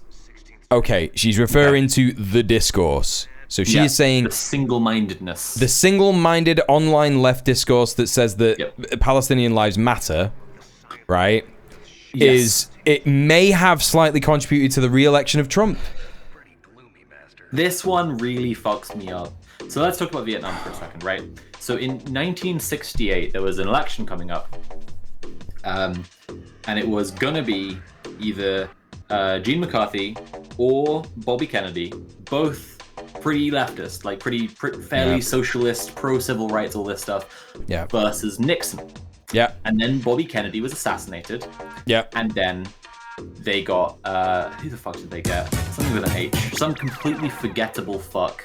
The Democratic Party establishment centrist guy. Yeah, I heard about, And they lost. Yeah. But along the way at the DNC, right, with 10,000 protesters outside who specifically came to protest the Vietnam War, the DNC had a debate over whether to include the peace plank in their platform, right? Planks building up a platform together. Whether Lots to of include Natalie the wins. peace plank. Yeah, many. Each with their own individual feelings that matter. And they voted to reject peace. They voted to say our Democratic nominee, whoever it is, will not support ending the war. There were riots in immediate response to this. This was the first time, I think, that people on TV chanted "the whole world is watching." Yeah. Right? Which is something Palestinian protesters have said as well. And during these riots, the DC police used it as an excuse to go and persecute a bunch of black activists who they claimed were related to this stuff and were domestic security threats, and arrest a ton of them. And then the Democrats lost the election. And I see this all as kind of beat for fucking beat the same. And I'm open to being schooled by a real history buff here, but I see an American imperialist war that was killing children, dropping fucking napalm on children. I see the whole populace pretty much united in saying this is bad and is killing our people and killing their people and for nothing, and none of us want this, but big business and the American ruling class and the political establishment all love it for reasons that we cannot perceive, because if they were open and honest about why they were doing it, no one would ever find it defensible. So they have to say things like American security and world peace and these kinds of vague terms that we are too stupid to understand. And then the ruling class didn't listen at all to what people wanted because they couldn't go back on this particular thing. They were too invested in the war. And then they lost the election and we got Richard fucking Nixon. Yeah. And so clearly every single consequence of the election of Richard Nixon comes from the anti-war protesters in Vietnam. That's right. Every single consequence, the rise of neoliberalism, the growth of the security state of America, it's all their fault. Reagan, the Iran-Contras, fucking CIA putting crack in black neighborhoods. Every fucking single thing is because those damn long hairs, those hippies, those pieces of shit, smoking so much dope, were against the Vietnam War and didn't set realistic goals and support the Democratic Party when it said we won't end the war. Yeah. It's their fault. Yeah. It echoes the kind of rhetoric that people have. I guess like it's why it's so easy for cis queers to be like, oh, well, you know, I'm transphobic and I don't stand with the T because trans people are so loud and they ask for so much stuff. It's that same thing. Yes, you're holding the movement back, you're being so loud, you're asking for too much, it's a doomed cause, etc. Right, so, you know, that's the whole thing. And yeah, I mean, like, obviously the rest of this, guaranteeing that the US will put no diplomatic pressure on Netanyahu for at least 4 years. Yeah, because there was definitely diplomatic pressure happening on Netanyahu when Joe Biden was in office. Joe Biden was entirely pro the genocide. Sorry, like he was. Sorry, he just actually loved it. And there was, and Kamala promised no, like, not a fucking photon could fit between her and Joe Biden in terms of policy. She didn't say she was going to do anything whatsoever. And you can make the fucking liberal conspiracy theorist, and this is my favorite liberal conspiracy theory, is that they're lying to us and they have better intentions in private. Right. Fucking crazy. It's the whole thing about, what was that? It's literally what you're alluding to. Keir Starmer. That's what people were saying about Starmer. They were saying like, oh, he's pretending to be chasing the right-wing vote, but he'll get into power and he'll be really, really leftist. That's in relation to Israel, in relation to Biden. Oh, okay, that was it. They were saying that Biden was on the phone to Netanyahu calling him a poo-poo. They were like... Which Trump would never do, obviously. Trump would never do that. He would never, ever do that. And it's like, you know... But again, like, already, like, we're not even 8 months into Trump's term, and he has... already had news reports made of him saying he's going to recognize a Palestinian state. He's gonna, you know, he's been really angry with Netanyahu, who is angry that Netanyahu didn't end the Iran war when he said that they should. And it's like, no, it's all bollocks. It's like, yeah, Trump doesn't understand foreign policy in the slightest. It's not. Yeah, he doesn't get it. So, yeah, those are our feelings about that. Trump is also incidentally, well, actually, no differently 4 years, making protests against Israel both much riskier and less effective. Again, like, what less you effective know? Than nothing? Yeah, exactly. Less effective than nothing, which is what she said that the effect was already. Yeah. Trump This is also, next bit is about Trump, and therefore it leads on from the premise that she's demonstrated logically that the leftists caused the election of Trump. Mm-hmm. So if you agree with that, which you do because she proved it, then you agree with the following bit. But if you were to be crazy and not agree that it's leftists' fault that Kamala lost, it might be Kamala's fault. Yeah, that's crazy. It's crazy that it's her fault. Trump is also incidentally a menace to me and basically everyone I care about. A perfectly enlightened being would feel no bitterness about this, but I do. I mean, this is just like... bitterness towards the left because the left cost Kamala the election. Yeah. None of this is the fault of Palestinians, of course. I mean, at least she says that. What about the Palestinian activists? What about the people who are Palestinians, who are in the left, who are in the online left, who are in the offline left? Yep. Who have been organizing to try to oppose the genocide? I know some of them. Is it their fault? Mm-hmm. Here's a really cool bit. I hope that someday American policy will shift in their favor, and I will continue to support that cause. Oh, well, that's all you got to do then, innit? Yep. Someday. That's all you got to do. I hope that things will change. Okay. Like, it's Yoda that was like, Yoda said, the great philosopher, the famous real philosopher Yoda said, do or do not, there is no try. Right? I knew you've been getting into continental philosophy. That's cool. Let me think about that one for a second. I hadn't actually heard that before. I've heard other Yoda stuff that's quite similar. Yeah. But that's a new actual formulation. That's pretty interesting. Exactly. He probably was smoking a lot when he said that. Yeah, he was, but he's right, that's why though. He got so small. And He's every drag is just making him smaller. smaller and greener. Can someone just... someone needs to animate that. Can someone vape Yoda? They just let you come on the internet and say words. Right. Well, anyway, Chat, what if you would vape Yoda?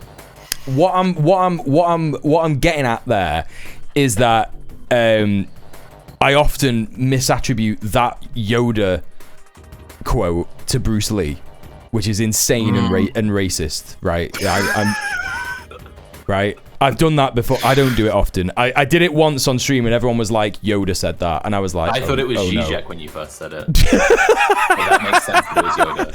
Yeah, it's better if you say it's Zizek because you can't be racist to Zizek. Because he's more racist than anyone. So I mean, he's not, but anyway, whatever. The actual thing that I'm trying to get at here is that there is a bit of like there is going to be some philosopher somewhere that said something like this, and you probably know who it is, but it's like if you are like, I hope that this thing happens, sure, that's great. That is an indicator that you hope that good things happen. However, when you have been completely disempowered, when you are completely beholden to the state, the infrastructure, the entire apparatus that is holding up the world around you, and you are like, I have to believe in this, otherwise everything will fall apart and things will be really bad. I don't know why, I've just been told that that's going to happen, but I hope that things get better. You're just missing this like massive thing where it's like, no, actually, like, people do have a lot of power, and it just comes down again to that direct action thing. It's like, you know, you can just like not, I don't know, you can just like not sit there and just hope. You can hope, and you can also do things that make your hope more likely. So do you really hope that things get better if you're sitting there and going, oh well, nothing will change? It's crazy. I think when you're confronted with having some kind of agency that isn't to do with voting, and this again, like, when I'm saying this is about being comfortable, this is about being a middle class liberal, I'm saying this because they feel they have more agency in the American establishment because they know more people who are tangentially or directly, to whatever degree of directness, people are in the American political machine. And so they feel like a sense of agency in being able to change that stuff and disregard other options.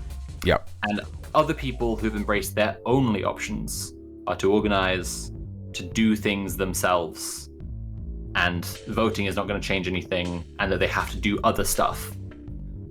Yeah. They fundamentally grapple with this issue in a different way, because if all you can do is hope that American policy changes, and for sure, if the topic comes up with my with my girlfriend Zyla, who works at the Department of Defense, I will say I support a free Palestine. Yeah. And if I'm having dinner with her Metamor, who works for Raytheon, I will say I support a free Palestine, and then I hope the policy will change. You know, that's me doing the things I can do. But if you couldn't speak to those people, then you would have to look at other options, and then you would have to relate your feeling of hope to doing something other than voting. So she says here, speaking on a massive platform and telling people that they can all do things, especially if they're things that each person can only do a little bit of, but everyone together would make a big difference. Yes. Then supposing you had a massive platform, you could tell people to do things that would make a massive difference. Yeah. TLDR, I see the situation as bleak, intractable, extremely divisive, and devoid of any element that could be appropriately transformed into political entertainment. That's why I haven't made a video about it. I hope this goes without saying that these are just my thoughts. I'm sure other, quote, bread tubers have different opinions. Again, like... Yeah, I've not seen him either. I don't know what the fuck she's talking about there. Also, it's like funny, like, again, like someone, so, you know, the term bread tube was talking about, it's related to conquest of bread, right? That's what it's relating to. So the idea is, the idea is that YouTubers who are telling people about left-wing theory, and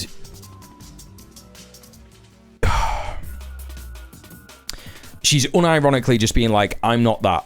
So this statement is essentially like, we could disregard all of this. We could what's that Always Sunny meme? What does that say? Liberal bullshit, Frank. Disregard it, right? You know, what she's saying is, I'm not a leftist. I love the status quo. I'm a liberal. That's the end of it. I've got bad opinions on this. I think it's the boiling point of her frustration with people who want her to be a leftist. And she's been digging her heels in more and more and more for a long time. And now she's decided to show everyone she's definitely not a leftist. Haha, fuck you. By doing this. Yeah. Did you no, you might not have seen this. I don't know if she posted this on her Blue Sky, but you know House of Decline? Yeah. Right? She did a tweet where she said, Brianna Wu jumping in Contrapoints DMs, welcome to the resistance.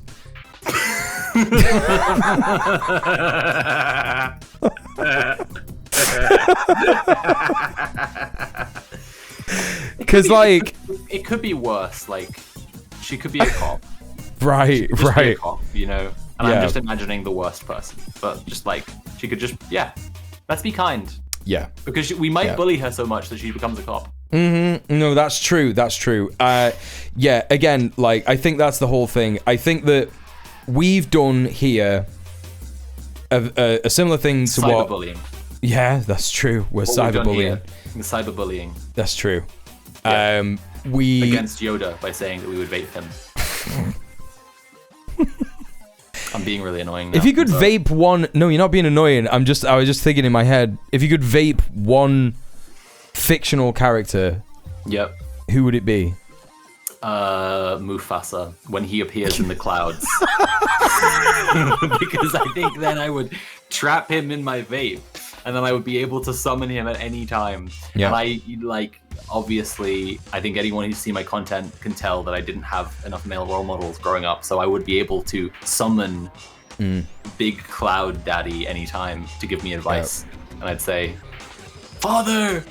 Like Simba would. I go, Father, what do I do? And he would say, my child, That's right. buy the caramel latte this time. And I would say, thank you, Father. And then I'd I'd blow on the vape, which would pull him back into the vape, trapping him until next time I wanted him. I'd vape... Yeah, no, sorry, I jumped ahead of myself. I'd vape. Were you gonna say who Ethan Klein would vape? No. Okay. No, but I'll think about that. All right. I would vape Eric Cartman because hopefully, I'm hoping that what vaping does to a fictional character is that it erases them from existence. So I think that I would do that. Anyway, I would vape Frank Reynolds because what vaping does to a fictional character, based on what vaping does in real life, is it gets them stuck in your furniture. So no, I was going to bring up Ethan Klein because he liked this take. he did. I got it. Yeah, just give me a hot minute. I'm just going to real quick get it. Oh wait, no, wait, what? Yeah, I know, but hang on. I just have to remove the cam because what happens is that I have to go into our chat, and I don't want to show everyone our chat and all the evil things that we've been saying. That's true. You said every slur earlier in our chat. Yeah, I did. Every single and I don't one. want anyone to see that. Yeah, and you said that you would vape Mary Poppins, which I think is like disingenuous. Even before we get to like how fucked up it is, like when she's just she's literally a nice lady. It's disingenuous that you said you would vape a different person on stream to who you said privately to me you would vape. That's true. That's true. Also, hi Han, how you doing? Han says hi Sophie, and hi Andy as well. Welcome in. I hope you're doing good. They also say hi Zero Dover. Enjoy your gifted sub. Yeah, I think that happened. I don't know. Thank you for gifting another sub, Trolltacular. You're amazing. Thank you so much. Yeah, Ethan Klein liked this take. You know, I don't know if everybody in the chat is familiar with what Ethan Klein is doing or who he is. He used to do like racist and misogynistic content for a living, and then he took a break from doing, I don't know, like a bigotry blackface skit about how women are all mean. Yeah, he took a break from like you know, saying that he wants to have sex with like a 17-year-old or whatever the fuck it was on that one fucking stream that he did. Like, there's that one video where he's like touching himself and talking about this woman's vagina in a really horrible way.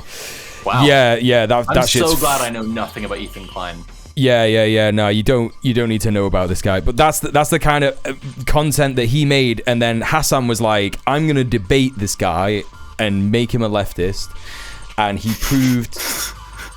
proved all of us right in that you can't do that, because then when Israel started killing Palestinian babies, he was like, I love this. He was like, I love that this is happening.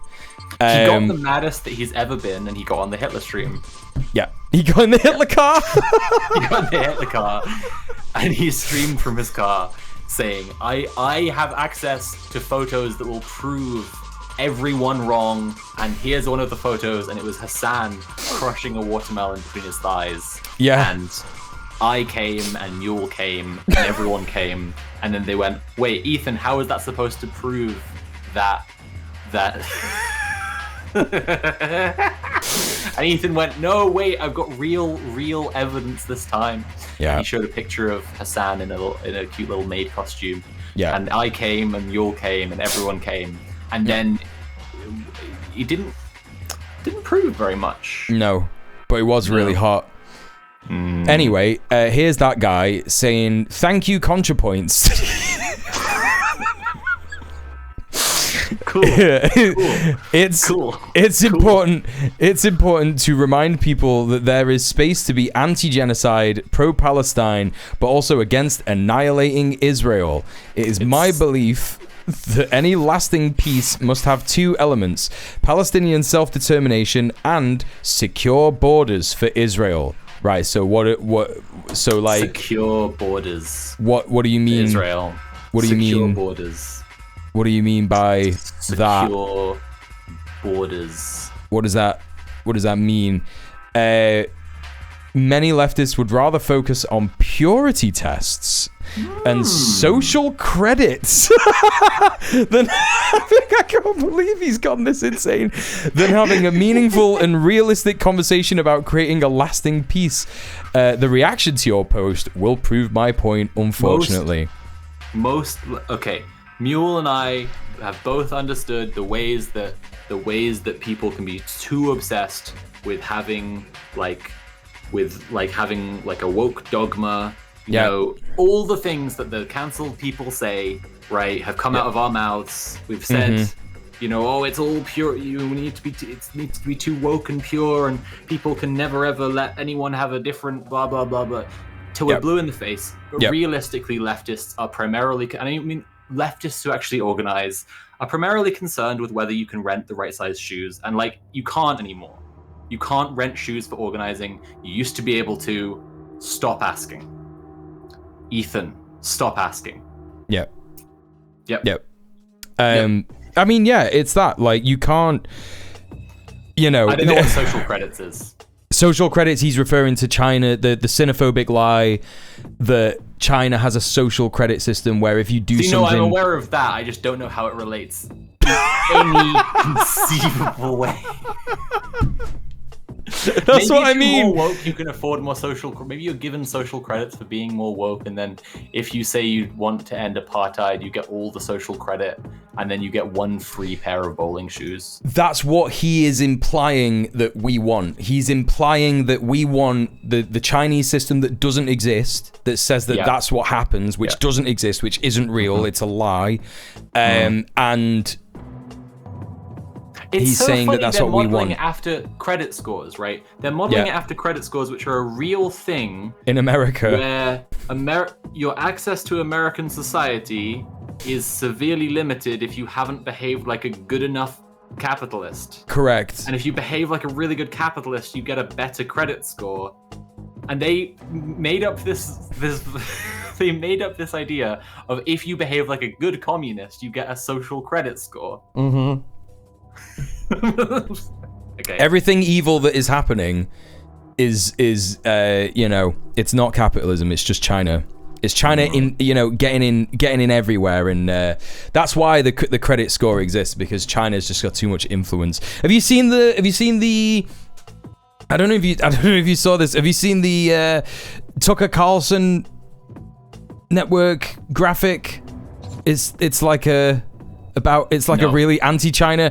Okay, could someone? I don't know if I've got this. Could someone post this in the chat, please? It's incredibly funny, and I want to show it to you. I'm really struck by Ethan's. The reaction to your post will prove my point. Unfortunately, yeah, it's good. Because really like the reaction to Ethan's post will prove my point, and my point is that someone definitely replied with pig poop balls. That's my point. That's my point. And the reaction to the post will prove my point. It's just like.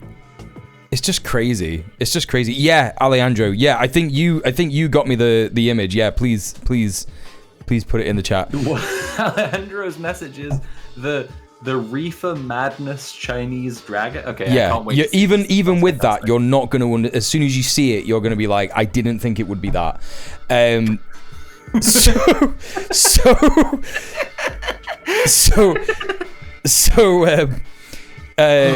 Yeah, he is like what is his point? His point is that you can be anti-genocide and pro-Palestine and against annihilating Israel, but people won't support you if you want secure borders for Israel. Is his point?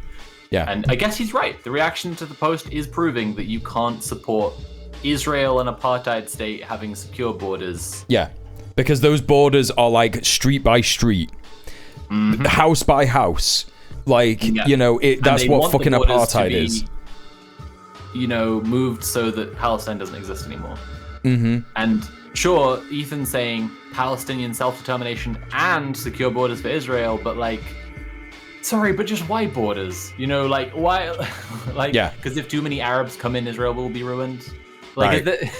Right. I'm sorry, but just it can exist as a place where a lot of Jews live. If a lot of Jews want to live there and it be a homeland for Jews, that's okay. That's okay if that's a project people want to undertake. But this secure borders thing can only mean ethno-state. He is expressly referring to October the 7th. October the 7th happened because Israel has systematically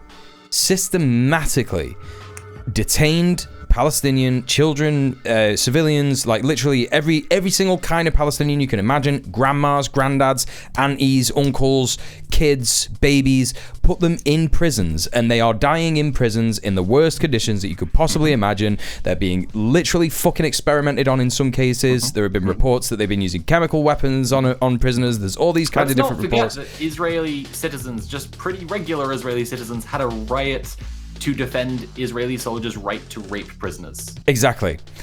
And Gaza itself, every single human rights organization in existence, apart from the ones that are Israeli, have, well, actually, I'm being unfair here because Israeli human rights org. I know. Well, there's B'Tselem, which is like the only good one, and you've got. They've all said that like consistently, ever since Gaza was first fenced off in 1971, that it is the most densely populated area in the entire world. It's essentially an open-air prison. And they haven't been saying that since 1971, but there were fears that it was going to be that. And then towards the 80s, they were like, looks like it's going to be that. And then in the 90s, they were like, oh, they're building another wall. So it is that. And damn, I don't know about you, but if I was in an open-air prison my entire life, I was never allowed to go outside anywhere unless it was to go to somewhere else. And every single person in that open air prison was like, yeah, basically there was these like horrible white people who came to our country, murdered and raped your great grandma, and they took all of our land, and now we can't go back to where we're actually from because they live there, and they call it a new name. And all of the things, all of the history that we had there is gone. It's like, you would be like, damn, dude, I think we should get that back. And then you try and be the Nelson Mandela of Palestine and you get murdered. You know what I mean? I'll just try and hold some space for some feelings for a second. And I just want to say, you don't have to support in any way. This is my special goggles for seeing through the eyes of other people. This is my empathy goggles. You don't have to in any way support groups that have been deemed terrorist or wrong or bad. But imagine you grow up in an open-air prison and your parents have keys to a house that they used to live in that they were kicked out of, and they can show you the keys and be like, our house is over there, just over the wall, over the border, it's just over there. And then one day there is an attack organized that you are a part of, and you get to walk on the land that your ancestors lived on, maybe even see the house that your parents have a key to, who knows? But you will be killed. You know that in the process of doing this, you will do violence to other people and you will die. All I'm saying is to imagine the feelings of someone so desperate to just for one day walk on the land of their ancestors. Yeah. that they behave in that way. Yeah. That's all. I'm only saying. The only request I'm making is for people to hold space for some feelings. That's it. And if it was ever attempted to do in a peaceful way, they would get shot. Palestinians did the March of Return in, I think it was 2021 or 2022, and they walked up to the wall and loads of them got shot. Like, they literally walked up to the wall. It was women, children, civilians, literally no weapons whatsoever. Israeli fucking psychos just murdered them. So yeah, there you go. That's why he's wrong, and it's painful to have to repeat it, but there you go. Yeah. I'm just looking up who Ethan Klein is. I think it's probably important at this point for me to actually get the proper education of who this person is. I'm going to be researching this for a while. Okay. Hi chat. Welcome Alejandro, by the way, to the stream. Did you try and post the thing and get deleted? No, you've not brought it back. I feel really upset. Actually, I feel really sorry for for Alejandro. In that I asked him to go and find this thing, and he's still looking for it. Oh no! I might be able to just find it if I just like. The Reefer Madness Chinese Dragon? Yeah, I'm gonna find it. I'm not gonna type that into chat. That's not gonna work. Tucker Carlson. I'm sorry, Alejandro. It's called something like High Stakes. It's on my TikTok. I did a TikTok of it. Hang on a minute. Or High Crimes. Oh! Sorry, that was really loud. Hang on a second. PM Triox also, hi, welcome to the stream. Who else was in the stream that I missed? Someone's joined the stream and I've not said hi to him, and I know I haven't, and I'm really sorry if it's you that's listening to this. Zero Dover? No, I said hi to you earlier. PM Triox, Val, Mia. Hi everyone. Joe from Duran, that's it. And Joe from Duran rightly points out Ethan Klein was touching himself to a victim of the Boston Marathon bombing. That didn't show up in my Google search, so I'm clearly not researching things properly. I know nothing about Ethan Klein, and I'm going to make no more statements about his character, because clearly I could say something horribly wrong. Like he's an evil Zionist. Oh no, I was thinking like he's a normal guy. Right, okay. Hang on. Yeah, I know Sophie's frozen. It's because I have to... Yeah, I'm sorry that Sophie is frozen. It's because he hates women. This is true. I am sorry about that. If I was a man with a tiny little head, like the size of a grape, and a body like you've never seen, like Arnold Schwarzenegger, if he cared to work out, that's what Muel would never make my camera freeze even once. That's true. Yeah. I wouldn't be able to search things on the on the other monitor that I have because I would just be so fascinated by that bod. Yeah. Comically misogynistic. Yeah. Let's get some people on Red Planet as guests, I think, who have really big bodies. Oh, okay. Yeah. They can talk about organizing their workout routine. I might be able to find it like this. Oh, I just can't find it. It's so hard. Wait, hang on a minute. There's like a tweet. There's like a tweet in my video. Who is this? Seamus Malik. Tucker Carlson. Seamus Malik. Tucker Carlson Network. Right, I just have to search that on Twitter. Hold up. Advanced search. Sorry. Oh, Seamus Malik Afzali. Yeah, I know this guy.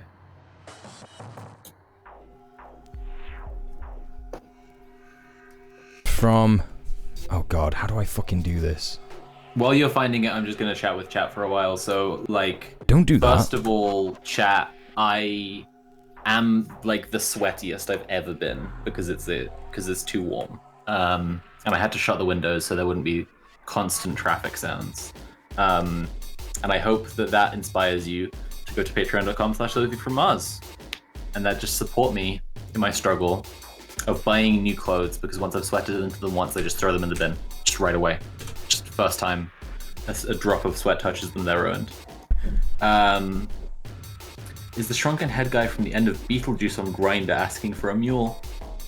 Good question. I wouldn't re-download Grindr even if it meant that my penis wasn't ground into a million pieces with like a blender. I wouldn't. There's no way.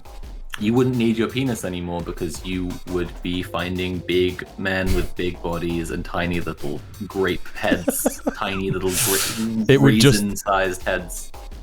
It would just explode. So you're right.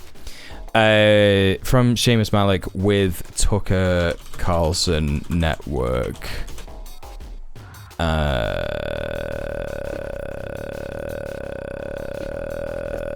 Here's the source, the fascist site that is tuckercarlson.com. Oh, here we go. Here High it is. crimes? Okay. All There right. it is. What on earth? The Chinese mafia's takeover of rural America. Let's go. Right, what do you think what do you think this is about? Well, I can see a weed leaf, so Yeah. I can see that clearly weed, which is definitely illegal in every state in America, is being pushed by the dragon of the Chinese mafia. Right.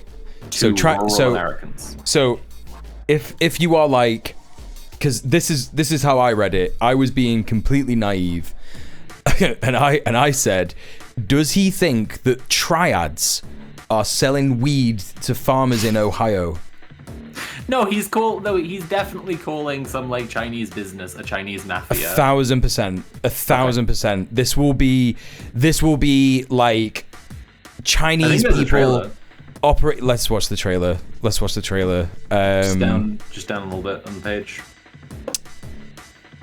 Okay.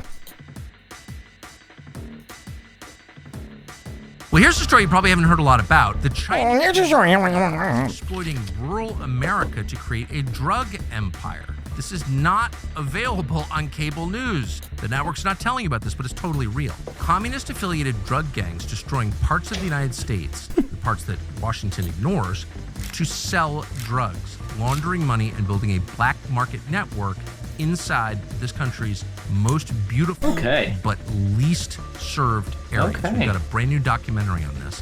It's called High Crimes, the Chinese Mafia Takeover of Rural America. It's available now on Tucker Carlson. This is just, everybody does this. He's like Chinese communist affiliated Chinese people. Like what's your quantification method? My favorite recent one was one of Trump's guys said that China is a Marxist-Leninist state. And I love that because now we understand how China made so much green energy so fast without fossil fuels. They hooked up a dynamo to Mao's grave, and he's just spinning and spinning and spinning in there. And it just powers whole cities. It's like it's nothing. Yeah, they kept using fossil fuels for infrastructure, houses, etc., but the special green energy production factories were particularly powered by Mao spinning. Every time that someone forgets about the MAO, then they can become a little bit less dependent on fossil fuels. Yeah. .com. It's excellent. The purchase of churches and schools to aid the operation, the jerry-rigging of power boxes to steal electricity, foreign pesticides, collusion with the Mexican cartels. Foreign pesticides. It's just all like, okay, I don't know, like this image looks like it's AI. I hope the Chinese mafia are selling weed in rural America. Good for them. Yep. Good for the people who are buying it. They can chill out. They can just chill out a little bit. You do have to worry about all the weed overdoses, though. I've got all the people who've overdosed. This is absolutely AI, by the way. I'm looking at this now, and I'm like, has to be AI because like the numbers aren't right. That person's face is all smushed up. The right-hand side of the car is like entirely just fucked. I think that is supposed to be like a letterbox But even if it is, like, the perspective is insane. Like where is this? Where is anything? Anyway, yeah, it's all just these buzzwords that are just designed to make old white people go, oh my god, like foreign pesticides. Chinese mafia, rural America, I care about that. Yeah. Foreign pesticides, marijuana, drugs, trafficking. Mm-hmm. Yep. Yeah. China, famously pro-drug. That's right. Have you forgotten that this is the dragon of chaos, and the true problem is that we're not lobsters? That's true. You're very true. You're very right. Like, it would be so terrible if a government had an illicit program to flood a community with drugs. I've never heard of that. It would be so diabolical if that happened. It would be so bad if the Chinese government invented doing that. Yeah. And they did. They obviously have. That's obviously what's happening here, because there just so happens to be an AI image of generic East Asian looking men. I would vape around the fictional character of the version of Chairman Mao that exists in the heads of American conservatives. Is this so it can get stuck in your couch, or so you remove it from the world? No, I would gain his powers. the like almost godlike, powerful Mao that exists in the minds of American conservatives, who just like Thanos snapped one William landlords out of existence. I would vape him and gain his immense communist Chinese strength. Have you ever seen the movie Big Trouble in Little China? No. Right. As you can imagine, it's pretty Orientalist. Yeah. It's a movie where a white guy goes to Chinatown and with his Chinese friend, and they all end up getting involved in this like mystical war that you would only know about if you're Chinese. That happened to me and Muel actually last time I visited Manchester. We got involved in a mystical war. It happens all the time. We watched Dune. It's so there's a guy in that film that is like a racist caricature of like an evil Chinese wizard, basically. And you're saying you want to gain his powers. No. Him. No. What I'm saying is that like most American conservatives think that like that's what Mao is. They think that Mao is some like mental, like this guy. That's who they think he is. Wow, that's bad. Yeah, they think he's this guy. Wow. Yeah. He's got no eyebrows, just like my therapist. Yep. This is quite traumatic for me, honestly. This is a little bit triggering. bleached. It's unfortunate. In fairness, no, you're right. There is some good parts of the film. It's interesting. I'm not quite sure how it got produced or whatever. It's a John Carpenter movie, so I just know he was smoking like 8,000 cigarettes and just thinking about video games. He was definitely playing fucking Mortal Kombat at the time, because one of the first thing that happens is like he shoots lightning out of there's a Chinese person that shoots lightning out of their hands. Yeah. Anyway, did I tell you that John Carpenter story about the Masters of Horror meetup? No. Okay, so there was this Masters of Horror meetup, which is what maybe I got the name wrong, but like a bunch of really famous horror directors would get together, and John Carpenter tells this story about David Cronenberg, where basically he's like, so we were going to this meetup like, every year, every few years, or whatever it is, and like it's a chill time. Basically, like we just hang out. Sometimes we talk about movies or horror or whatever, but mostly we just chill, and it's fine. But progressively, like when David Cronenberg would show up, he would expect everyone to like kiss the ring and like be like, wow, David Cronenberg, you're amazing. So I just stopped going and I just stay home and play my Xbox. That's all he does. Yeah, that's all he does. He just plays video games. That's all he does. That's the healthiest response I've ever heard to literally anything. It's like if I had done that to so many situations in my life, everything would be fine. Yeah, it's like David Lynch when he goes to see George Lucas. Yeah. It's like I started to get this headache. He started talking about Wookiees.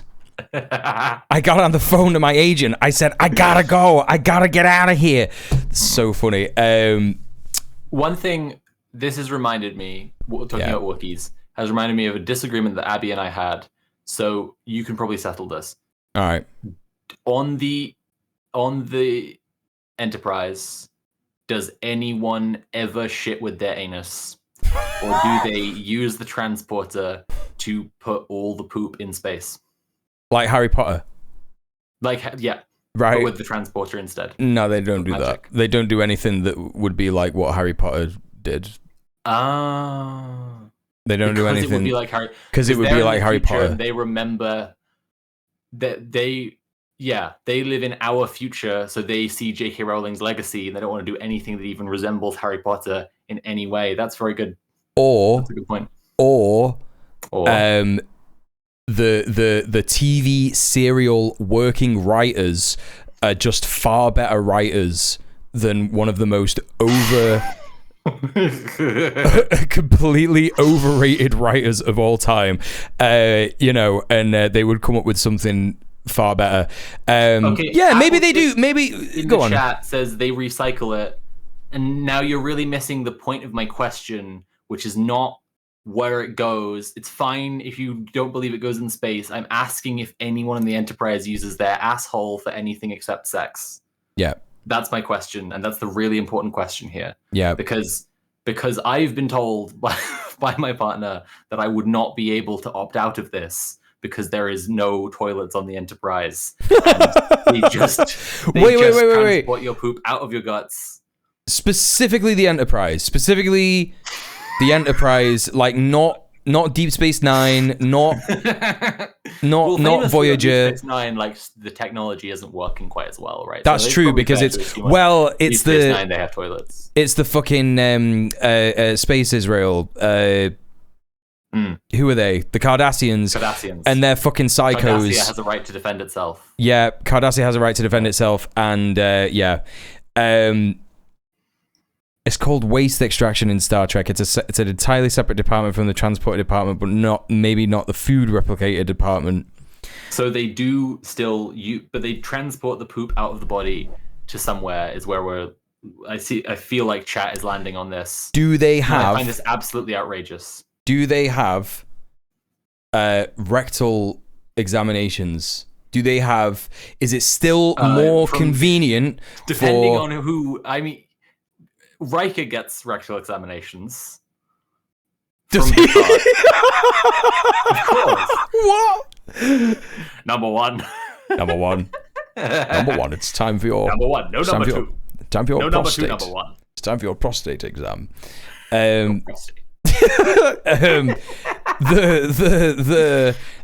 remember the episode where Riker fights his dad? That was great. That's so good. I have all this trauma about my dad, so the resolution of the story is that I fight my dad. In like gladiators style, like padded suits with a little like the earbuds thing. The whole thing. Even that is better than any Harry Potter book. If someone said to me, you can only watch one thing, you can only consume one media for the rest of your life, and it's either that or like any other Harry Potter book, it will be that episode of Star Trek every time. Just that one episode of Star Trek, yeah. Literally. And why does his dad not shit his pants when his son defeats him in combat? That would be a natural biological reaction. I think we can all agree. Chat on the biological realities here. You would shit your pants if your son beat you in combat, unless you had no shit to shit. Right? Settled it. Yeah, that's true. I'm arguing against myself, to be clear, because it was Abby's position that they transport all the poop out of your butt. And you're saying that they just poo? Maybe. They just poo normally. I think what would be the reason? The idea that because it's hard to design toilets for everybody. Toilets are a contentious issue, and you don't know which bathroom to use, especially for aliens. And what pronouns does a Ferengi use? And it's too complicated compared to just Lieutenant Barclay going to the transporter once a day and just transporting everyone's poop out of their butt into the recycler directly, and whenever the transporter breaks, they all go poop in Barclay's room. And when he fixes it, he goes to his room and finds Picard there with his trousers around his ankles, squatted over Barclay's like favorite chair, And he says, Lieutenant, you don't have your permission to be on the bridge. Get out of the poop deck. Lieutenant Barclay, get out of the poop deck. Oh, my apologies, Lieutenant Barclay. He's an old man, remember? He is an old man. It'd be hard for him to poo. Yeah. He has a heart condition. He does have a heart condition because he got stabbed through the heart. I was gonna actually, he got stabbed through the heart because he's an idiot man. Because he's an idiot fucking man who's like, you have to be hard. You have to be a Starfleet captain. You have to have fights in bars. I was going to ask some. He gives love a bad name. Huh? Stabbed through the heart. And Stab. I can't remember the other words.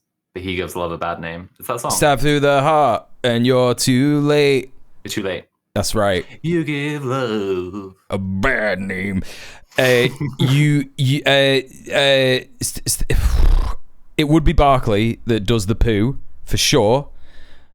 And yep, there was something that I was going to say in between that and Riker still has a prostate exam.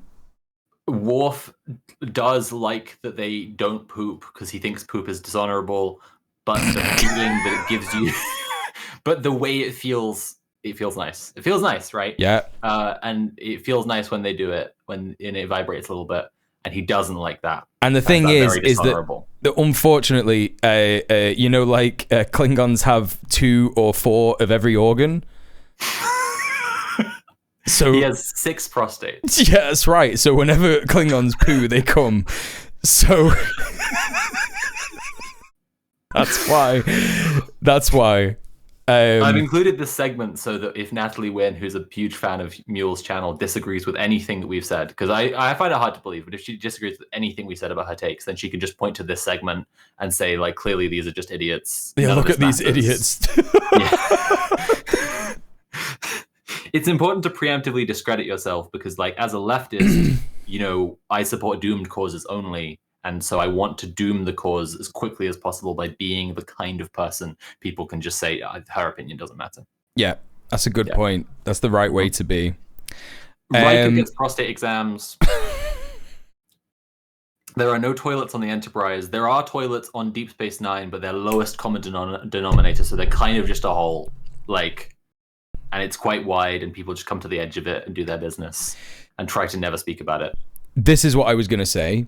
You said, what pronouns does a Ferengi use?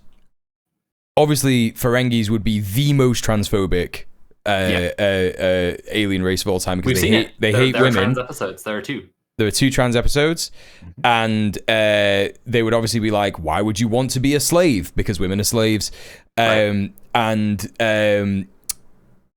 What happens with the internal... So there's the Darmok episode...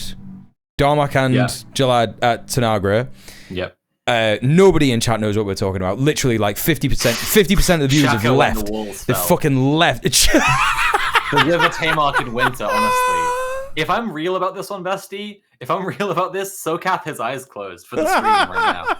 Like, honestly, but I think it would be great if they were trying to relate in that episode and then they did say something about, like, how bodily functions work in a really basic way. No, our language literally revolves around, like, you say shit when something goes wrong, right? So instead of going shaka when the walls fell, you say shit.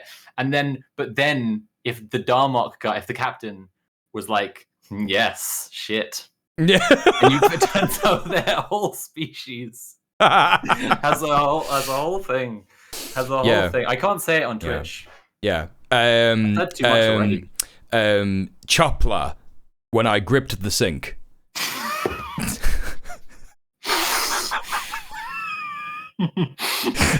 Sorry, you were drinking when I said that. Skjora, when I removed my shirt.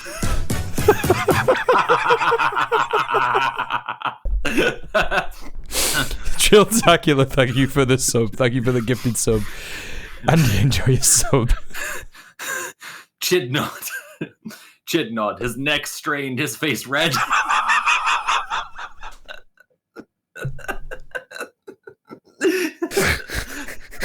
Shit got his bowels full.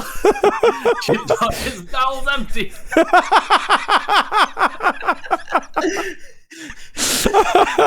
Spurcart, his prostate enlarged.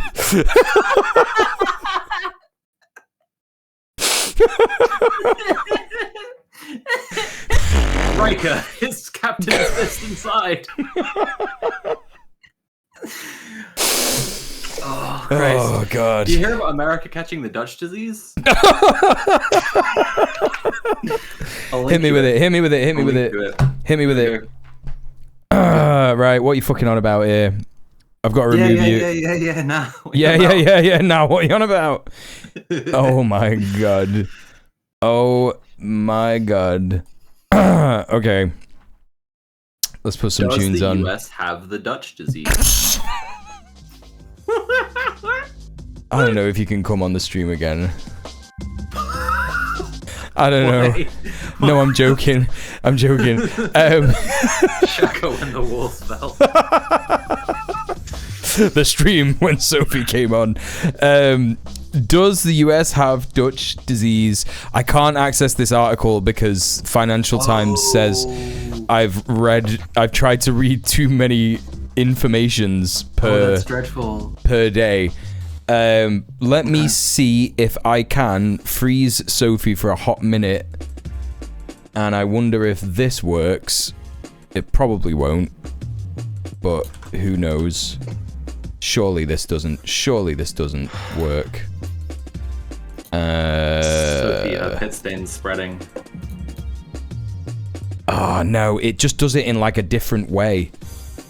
I tried to open it in an incognito window. I wonder if this website works. Ethan, his pants shit. Ethan is pants shitted. Ethan in the Hitler car. Johnny! Thank you so much for gifting a sub to the good Morty. Holy shit, thank you for the gifted sub. Thanks for supporting the stream. Nice one. Internet Archive. You're right. Internet Archive. What am I doing? Okay. All right. Someone has gone through from the stream and become a patron. It's very cool. Oh, yes! Patreon.com/Sophie from Mars, everyone. That's how you can pay me for my guest appearance here right now. Great work. Pledging to my Patreon. You get bonus videos and stuff. It's pretty cool. Okay, so or, if someone also could give me a gift sub. I'm just going to say hi in the chat. There you go. That could work. Give me a gift sub, and then I would get a present, and Muel would get some money. That's a great idea, isn't it? Search engine encountered an error which may be related to your search query. Archive websites. That's what I'm after. Excuse me. Okay, where are we up to? Alright, let's have a look. Alright. Oh, Wayback Machine has not archived that URL. Oh, God. It's okay. I can. Is there a way for you to? Is there a way for you to just like, I don't know, show it us? Share my screen? Yes, that would work. I'll share you my screen. Okay. All right. And here we go. Hang on a minute. My camera is it? No, it needs to be over there. Hang on. You won't be able to change this. Options. I will have to. Fuck. How am I gonna do this? Oh, I don't know how to do this. If I do this, will it create an infinite feedback loop? Here's what you can do. Yeah. Oh. Take screenshots of it and send it to me. Oh my god.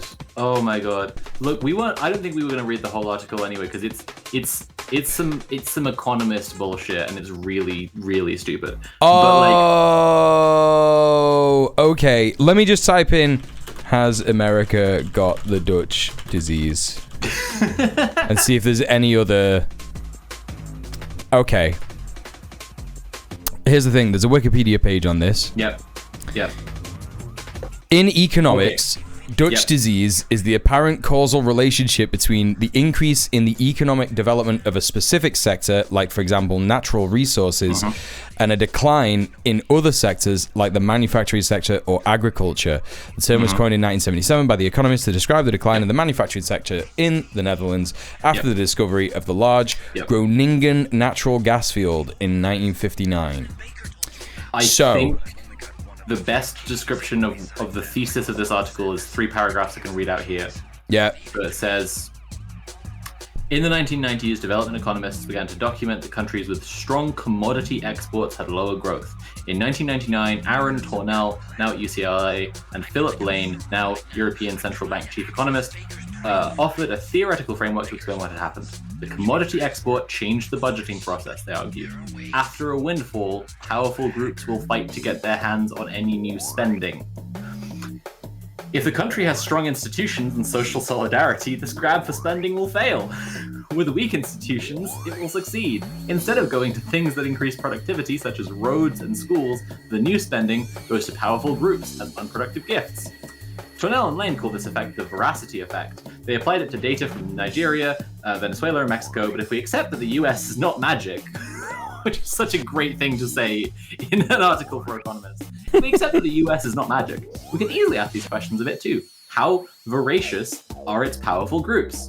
How strong are its institutions? The answers in order are quite and not as strong as we thought. I love this whole article just because it's like, let me just stop that there. I love this article because it's like, does the US have the Dutch disease? And immediately in my mind, like, I already knew what the Dutch disease was because they teach about it in various courses. Like I've known about it for a while, but like, but I still, even though I knew about it, thought, well, yeah, it's a colonialist, imperialist power. It has a rot at the core of its being, essentially, which makes it evil and will ultimately lead to its decline. Yeah, as you can understand if you read the writings of Marx and Lenin. Correct. Obviously, easy peasy. Yep. And then I'm like, oh no, I remember what the Dutch disease is, this economic phenomenon. But I haven't heard the specific explanation to do with powerful groups and public institutions. And I'm like, oh, you are trying to use the fake science of economics to explain what Marx and Lenin were saying about this kind of decline and how it literally caused, like, this is the crisis of capital. They're saying, does it have the Dutch disease? They mean, is it experiencing the crisis of capitalism? And Yep. Like I heard someone say, I can't remember who it was. I heard someone say that if you want to understand how scared capitalists are, read articles where it sounds like they're talking about communism, because in the Financial Times, because that is where economists go, as you say, to be like, oh no, this really scary money thing is happening. Oh yeah, they tell the truth. Completely, they are completely unconcerned with, the everyday working person, and it is only about business and GDP, etc. Right? So that makes complete sense. Stronger public institutions and stronger social solidarity. Yep. Like, okay, yeah, we agree. Yeah. The Financial Times, like, that's it. Yeah. It's no, crazy. I just wanted to tell you about the Dutch disease. Really, they got No, it. no, you're right. When you first said it, I was immediately like, yeah, they're evil people. Like they have I don't know if this is just something like the Dutch again. Elon Musk. You gotta remember.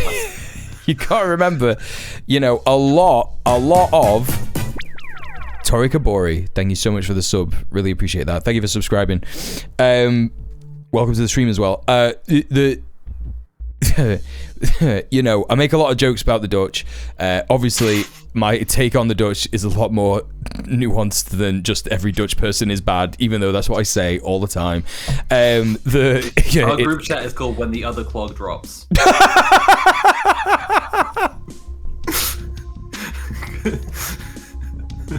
When Sophie says our group chat, she just means our DMs. So she just means me and Sophie.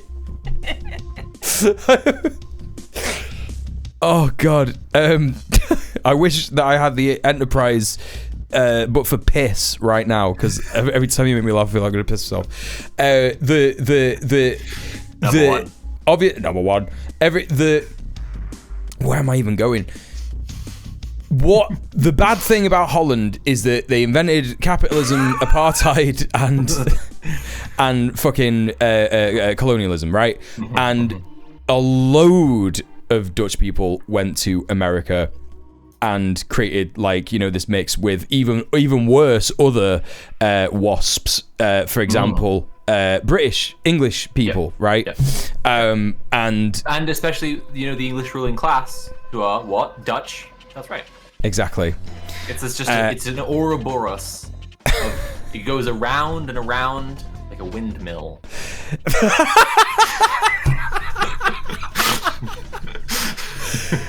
I'm imagining. Do you remember when we watched Zeitgeist at Red Planet? I'm imagining the images as we're talking about this stuff.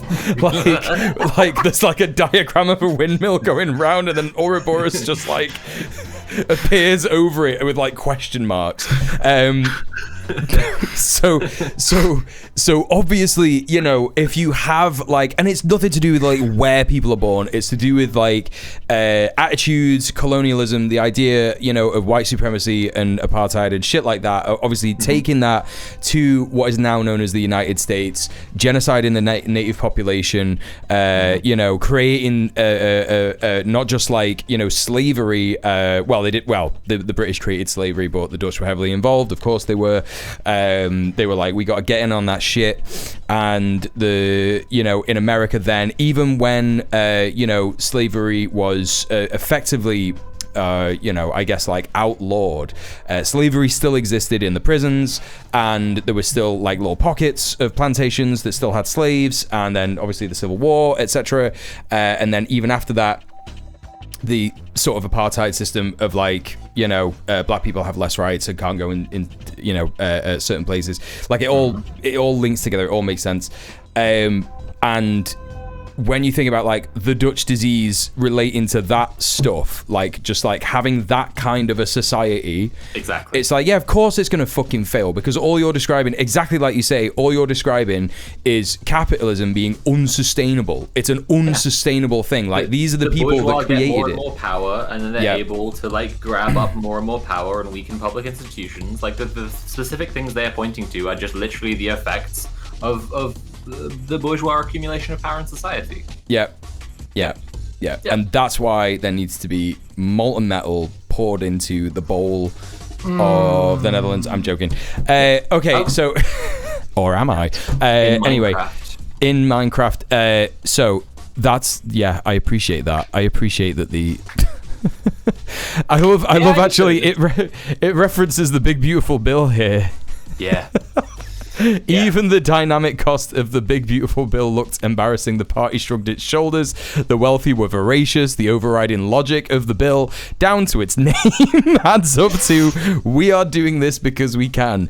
That is at least honest. The US can borrow, and the most powerful groups will take what they can of it. I think this is a great thing, because not only does it relate to our shared passion of dislike of the state of Holland, the state of the Netherlands, but also this is a great indicator of we're right, the empire is in decline. Again, it's kind of like I was saying earlier, the 27 groups of the Hague Group, 27 countries in the Hague Group, the US is don't you dare organize together.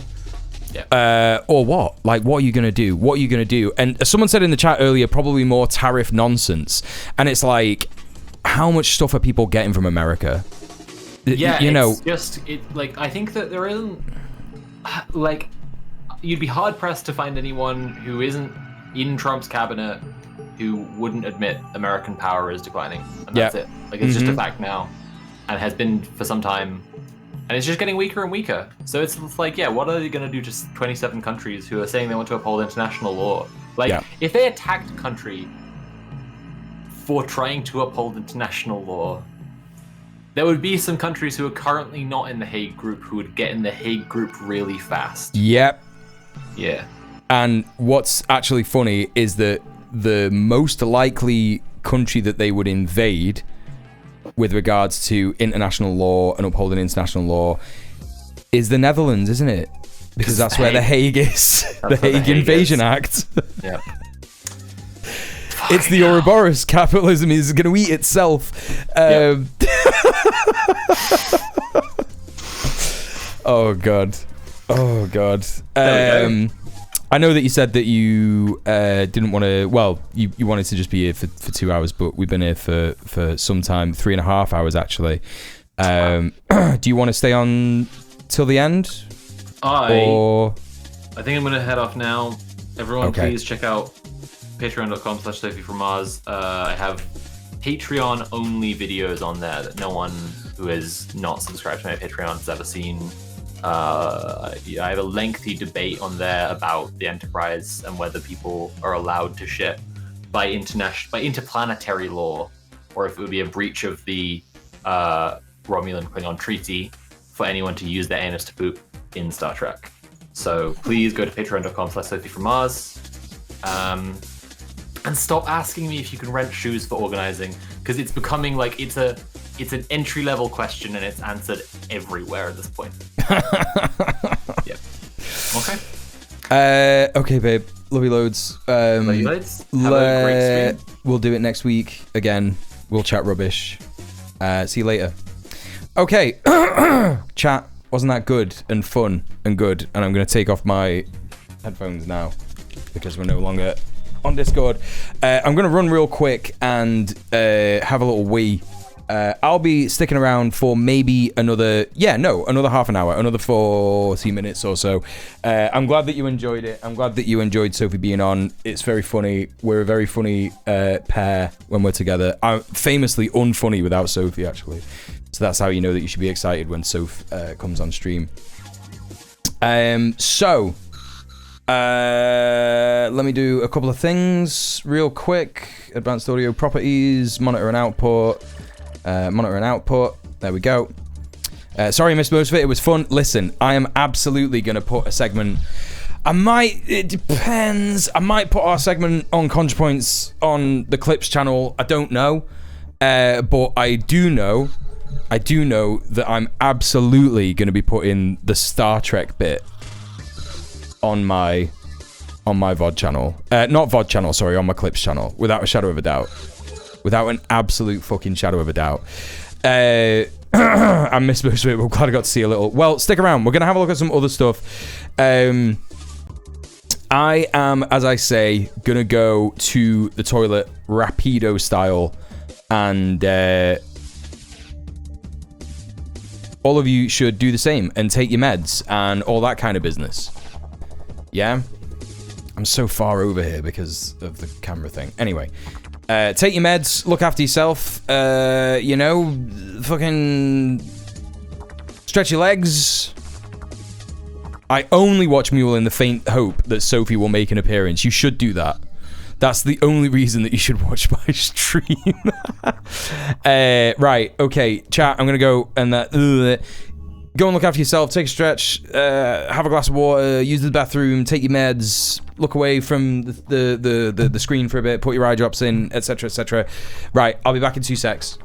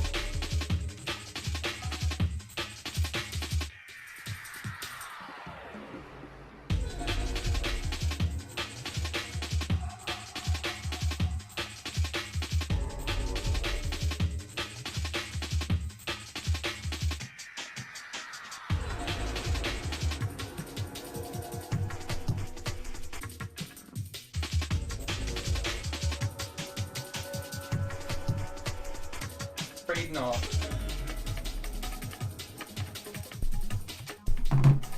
Oh! I knew that I had a Dutch chatter. I knew it. I'm sorry about that.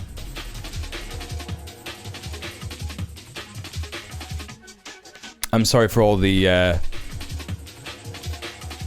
Dutch hate. That's pissed. Needs Chief O'Brien to transport some piss. I did need that. Yeah. Also, hi, Willada. How are you doing? Good to see you. Is this stream going to be available as a VOD or just clips? I also have a VOD channel. Yeah, if you go to my socials, you will see one of the links there is VOD channel. Hello, Spaceman Sidor. Don't be sorry for being right about the Dutch. You know what? You're a real one. You're a real one. Can you get out of there, please, buddy? Buddy, we're not playing. He's being a nuisance. Trilltacular, thank you so much for the gifted sub. And I knew there was going to be another one. Thank you so much for the other gifted sub. Holy shit. Thank you so much. You've been so supportive. I really appreciate it. Chat, I'm going to be going for another half an hour. Yeah? So, please consider supporting me. Again, thank you so much that for all the support today, Trilltacular, and yesterday. Really appreciate that. Thank you so much, everybody else, for all the support. There's been a bunch of support today, yesterday, from a bunch of people. Magic Mia, Steph, Johnny, Tori Kabori, who else? Heave, no. Mia got some subs in yesterday. That person with the long username, FE. Steph again, Mr. Dank. So many people. Thank you so much. Really appreciate it. Please consider supporting me in other ways. You can also go to sub off Twitch and donate. Long username is Hero, yeah. Please consider going and subbing off Twitch. It means that 100% of the money that you spend goes to me. I do appreciate subs, but I don't have many rewards for subs at the moment, but I'm going to work on that. Maybe at some point next week I'm going to have some new emotes, because I'm going to get on organising them, designing them on Friday. I've got a couple of ideas that are going to be unique to my stream and the content that we look at. So yeah, that's going to be fun. And then also, you could consider going to my socials, as I just posted in the chat as well. Click on any of these and support me. If you have any other money left over, I would ask you to click this top link to support our friend who is a political prisoner, who is currently being held on remand in prison without trial for taking action to stand up against the genocide in Gaza. So please consider doing that as well. There is also, and also you don't have to monetarily support her. You can write her a letter. You could also do that, and you can do that even if you are not in the UK. You can send messages internationally, I believe. But just before you do anything, send a message via the website just to check if that's okay. What else can you do? You can also... Here's the thing that I forgot to do today. I have a video coming out tomorrow on my Clips channel. There is a link to the video. And I'm also going to pin a message for the last half hour of the stream. Pin new vid, new channel, like, comment, subscribe. Please. So this is a new channel that I made. And the express purpose of it is to attract more people to the stream. Yeah. So if you want to help grow the community, go to the video. It's a new video. It's going to be coming out tomorrow at 5 p.m. Come and watch the premiere with me tomorrow. So that's going to be, sorry, not 5 p.m., 6 p.m. tomorrow, UK time. So that'll be 1 p.m. EST. Central Europe, it'll be 7 p.m., I imagine. So this is me going through Cavernacle's take on RedTube's silence on Palestine, giving a little bit of class analysis, a little bit of, you know, a little bit of other stuff. If you leave a comment early, it will boost the video in the algorithm, which means that more people will come to the premiere and more people watching the premiere when it actually happens going live means that it will boost it in the algorithm, and that means more people will watch it, and then hopefully this channel will grow. It has been growing quite significantly, to be honest. I hit 100 subs within like a month, which is great. Some of the videos have got like 600, nearly 700 views, so that's really good as well. And yeah, don't forget to like as well. If you like and comment, it boosts it in the algorithm. Please consider doing that. That would be really helpful. So those are some ways that you can support me. Right, what are we going to do now? Let's take a quick look at... We've got a bit of brain rot. Okay. I don't know who this guy is. I've heard of him like a couple of times. Yeah. I've only seen him do things like... He's a streamer apparently, and he did a stream of Earth Defense Force where he like obliterates the entirety of like North Africa and the Middle East, and he's like, bye bye Israel, which is pretty funny. But anyway, so I don't apparently this video is insane, but this person's like, why is Speed wearing a Budanovka, which is like a communist hat, right? Oh, I like it, sir. Okay, flame on. Fire. Here you go. All right, you're on fire. I'm on fire. Crouch. I feel it. Yes, I feel it. yeah. Shut the fuck up. Are you ready? Shut the hell up. Okay, you can go. What? What? Shit. What the fuck? I can't swim. I can't swim. They can help me.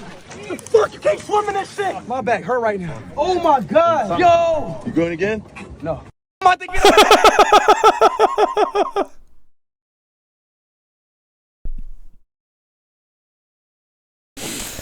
Oh, Jesus Christ.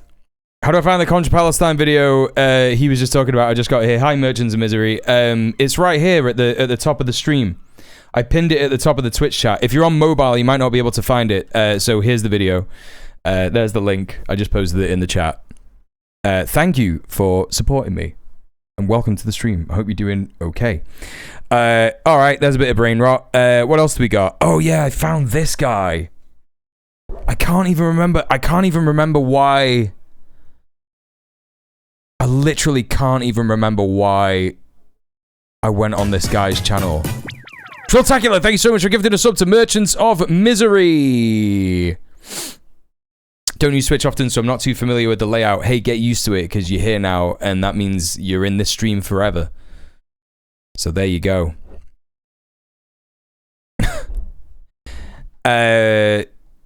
I can't even remember why I found this guy's tweet. I think he was like saying some like insane gaming opinions. Yeah, you've subbed now. No takebacks. No takebacks. That's true. Trilltacular, thank you so much. I can't express how much it means to me. I'm actually finally gonna get a Twitch payout after like maybe like 3 or 4 years. No, not 3 or 4 years. Maybe like a year. Maybe like 2 years or a year and a half. I don't know. Because it's like I've definitely got like £100 in subs now for sure, and that's like the cut-off thing. Mental. Thank you so much. Really appreciate it. Okay. I think this guy was like, yeah, I think he was talking about gaming, and he does streams on Rumble.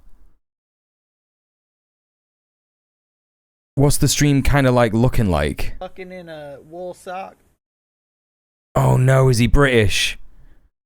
Congrats, Muel, on being my first Twitch sub. I'm still learning how to use this thing. Yo, thanks so much for the sub. Thanks so much. That's crazy. So, how did you... Wait, okay. Don't worry if this is like too much of an invasive question. You don't have to answer it if you don't want to. How did you find my stream? Is it from like Instagram or YouTube or... I don't know. I'm trying to figure out like what is working to like bring new people to the stream, because my stream appears to be like growing a bit. which is funny because it was like quite good, and then I lost viewers, and then I stopped streaming, and then I came back, and now I'm on the up again. It's a bit weird, but anyway, it's good to know, right? It's just good to know. Is this guy British? What is his deal? I'm not going to watch 3 hours of him playing like whatever this game is. What is this game he's playing, by the way? Does anyone know? Okay, I'm glad I'm not the only one. I've been following you for a few years now because back during Xanderhol's bullshit, I felt you were correct and unjustly attacked.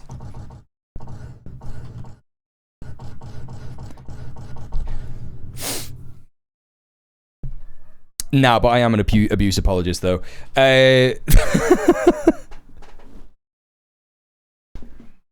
Yeah, no, I'm just right. I'm just right about everything that I said in that video, and you know, again, I've been proven right. You could barely hear the sound effects. Wait, what?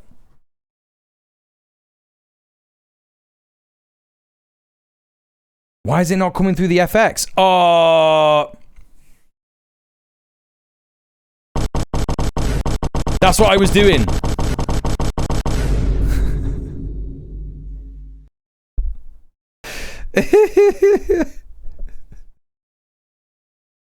Okay.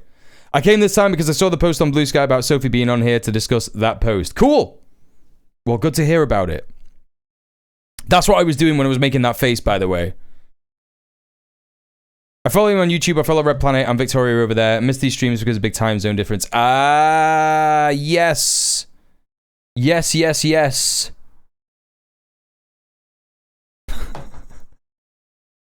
Sophie's just texted me saying things like, Johar, his sphincter torn.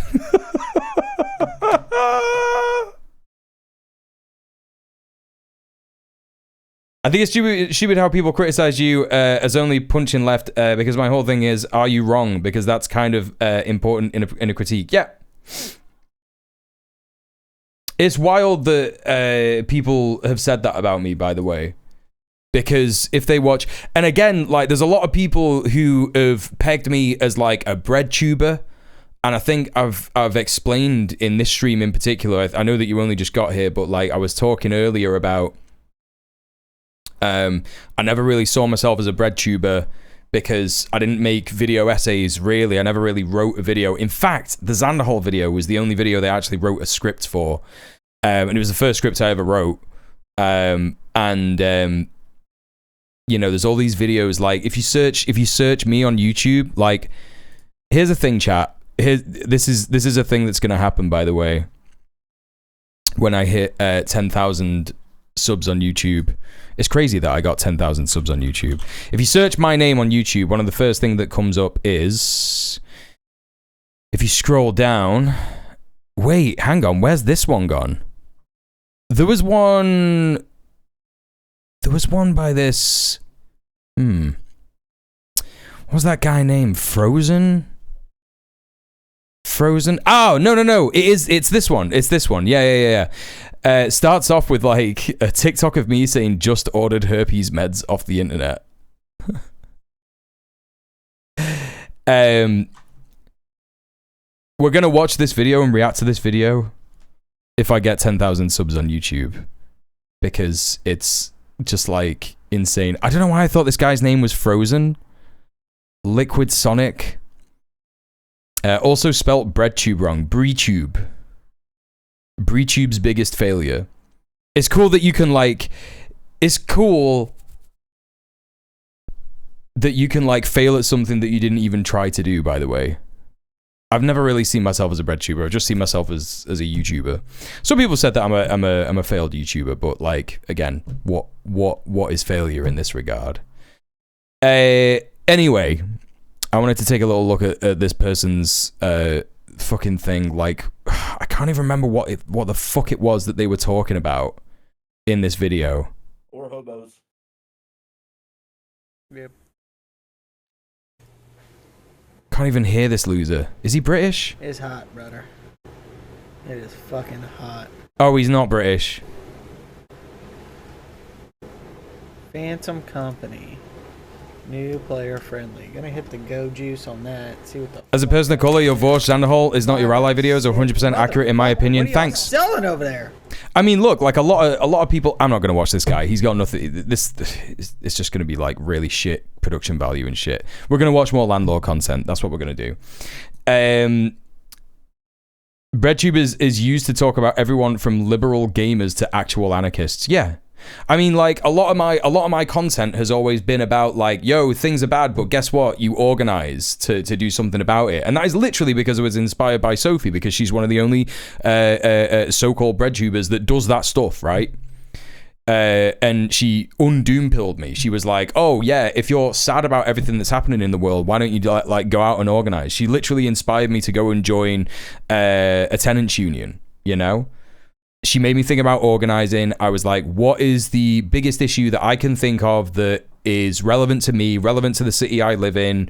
And then, you know, I went and organized with the tenants union. I've done eviction resistances.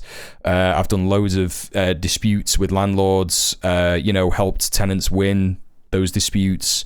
And I became the chair of the organization for a bit to help it get governed properly and stuff. You know, I've done all sorts of shit that is literally like, you know, part of revolutionary activity, right? Do you know what I mean? In many ways, Muel was ahead of the curve so hard with that dipshit video, especially so many more shitty cis men being exposed as weaponized in the language of therapy against their victims. I mean, look, to me, it's as simple as that. Like, everyone was like, he didn't do his research and he didn't say any, he didn't like prove anything, but Zanderhol made videos where he was like, yeah, I locked my girlfriend out of our apartment because I thought she was stealing from me. Even though I gave her my credit card and said that she can use it however she wants because I just want to stay here and play video games and make content. Like, he said that. Like, he said it in his videos. And you can probably go back and still look at that stuff. He's probably still got it on his fucking channel. You know? And to be honest, like, I probably should have rode that wave a little harder. But I was so anxious because someone who was only on the fringes of people's radar at that time, even though I was like 32, you're just kind of not ready for some of this stuff sometimes. And, you know, my channel had only like maybe about 5,000 subs or something like that at this point, maybe even less, I don't know.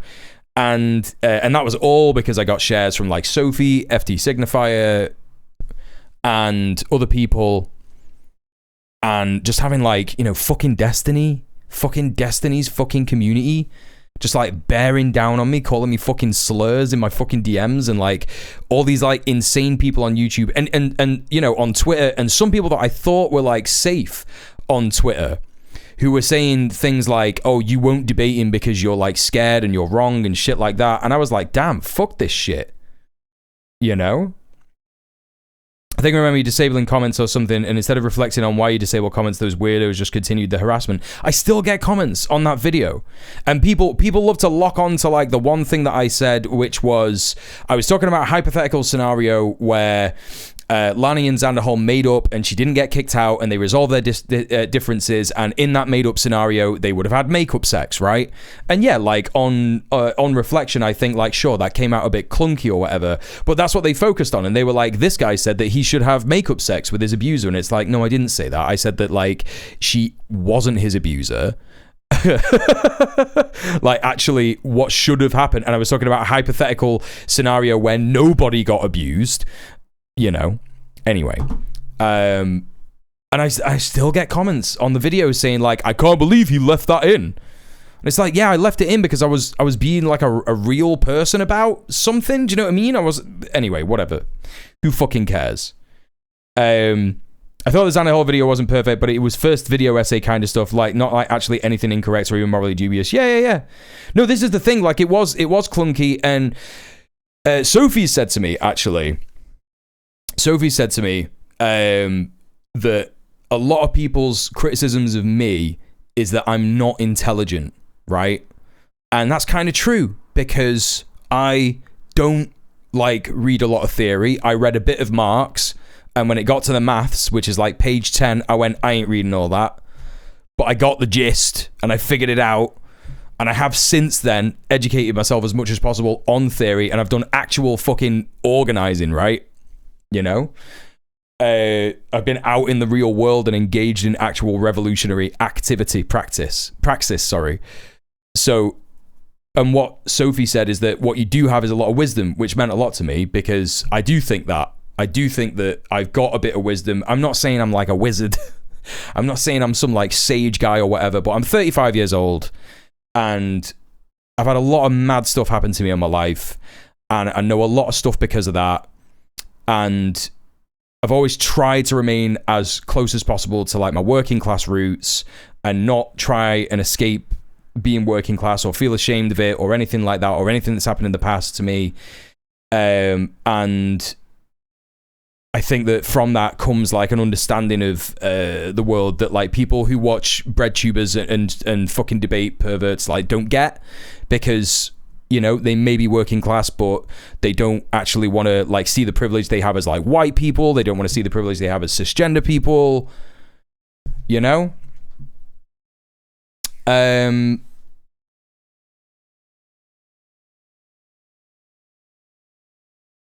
Purely a distraction tactic.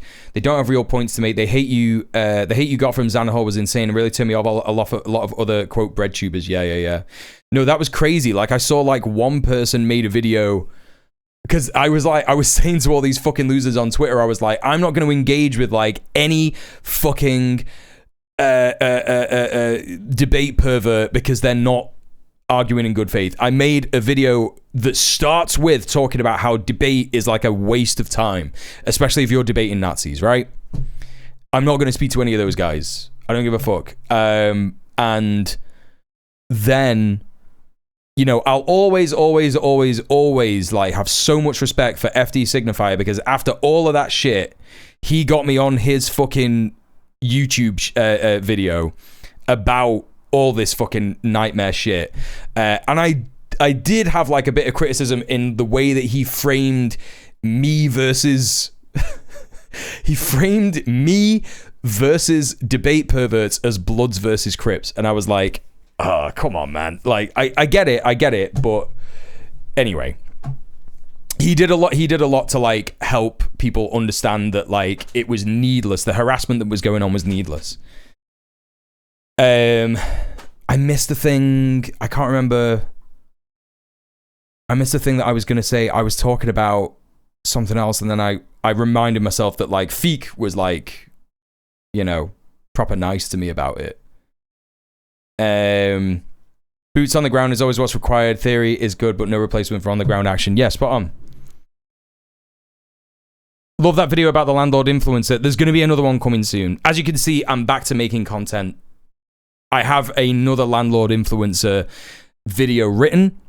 I was hoping to get a guest on for the video, but it doesn't look like it's going to happen, so I'm just going to make it. It's written. The script is done. I just need to film it, so I'm pretty much going to get that done as soon as possible. The Voosh Professor Flowers bullshit. They state a lie and just keep stating it as their defense, no matter how nonsensical it is. Silly people with no sense of self-reflection.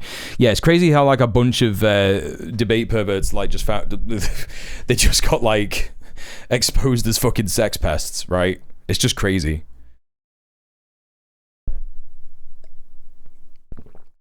I wasn't even like really talking about that shit, you know? I wasn't even talking about that shit, and it just came out. One working class activist who gets it provides 1,000,000% more value to the discourse than an overeducated New York Times columnist who knows big words but will only do ruling class apologism. Yeah, it's true. It's true. Harassment is rooted in cruelty, not anything even remotely good faith. Destiny's community is like S-tier toxic. The skulls in Metal Gear Solid 5, you know, that's the one Metal Gear Solid I've not played. No, I tell a lie. I've not played 4 or 5. I've only played up to 3. And the cutscenes in 3 were really getting to me. I was like, I don't know how much I can play of this. Anyway. Do we have time to do some stuff? When you play 5 and the skulls roll up, you're gonna have a good laugh. I mean, I hope to be able to afford games again soon. We will see. But yeah, we're going to probably just end the stream for tonight, chat. I'm sorry that we didn't look at the more landlord stuff. It was good that we had a fun time with Sophie, though, right? That was fun.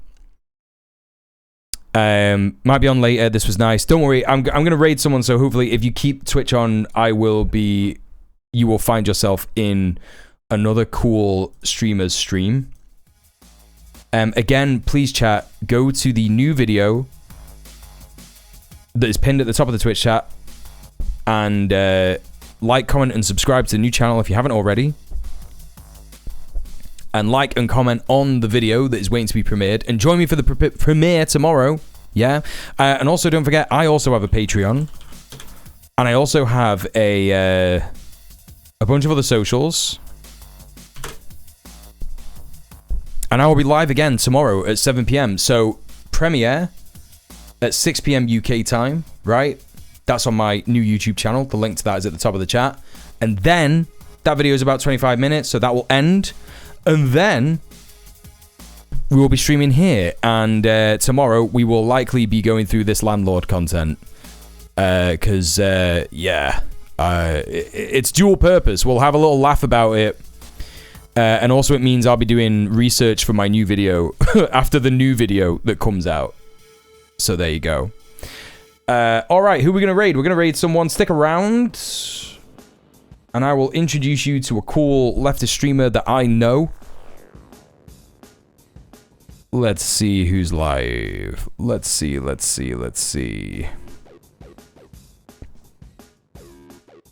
No Rhizome again?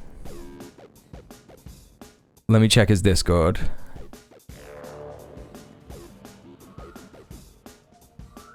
There's no live alert. Oh, fair enough. Bless him. Unless he like streamed and ended. He's not live, right, chat? I can't see him. Yesterday I was like, there's no left-wing streamers live, and I was wrong because Ray K and Lux were live. Oh, well, at least Ray K and Lux are live today, so we can go and raid one of them. Let's go raid Ray. Ray is a Palestinian American streamer. He is streaming Mafia 3. So let's go raid and support. Ray also does really, really cool politics streams as well. I think he's just doing a gaming stream tonight. But yeah, chat, don't forget, tomorrow, same Muel time, same Muel place. The premiere at 6. And thank you so much for all the support today. Thank you for the subs, thank you for the follows, thank you for the gifted subs, thank you for the donations, everything. Thank you so much. I really, really appreciate it. And again, like a month after coming back to streaming, after 9 months of not streaming, and you're all here, we're all having a great time in chat, there's all this support. I'm super excited for the future. Thanks so much for hanging out. Really appreciate it. All right. Peace. See you in a bit. Worship northern ravens as creator deities. Some say that ravens have the power to predict death. The great poet Marlowe wrote about them in the 16th century. Thus, like the sad presaging raven that tolls the sick man's passport in her hollow beak, and in the shadow of the silent night doth shake contagion from her sable wings. That's pretty gloomy, Master.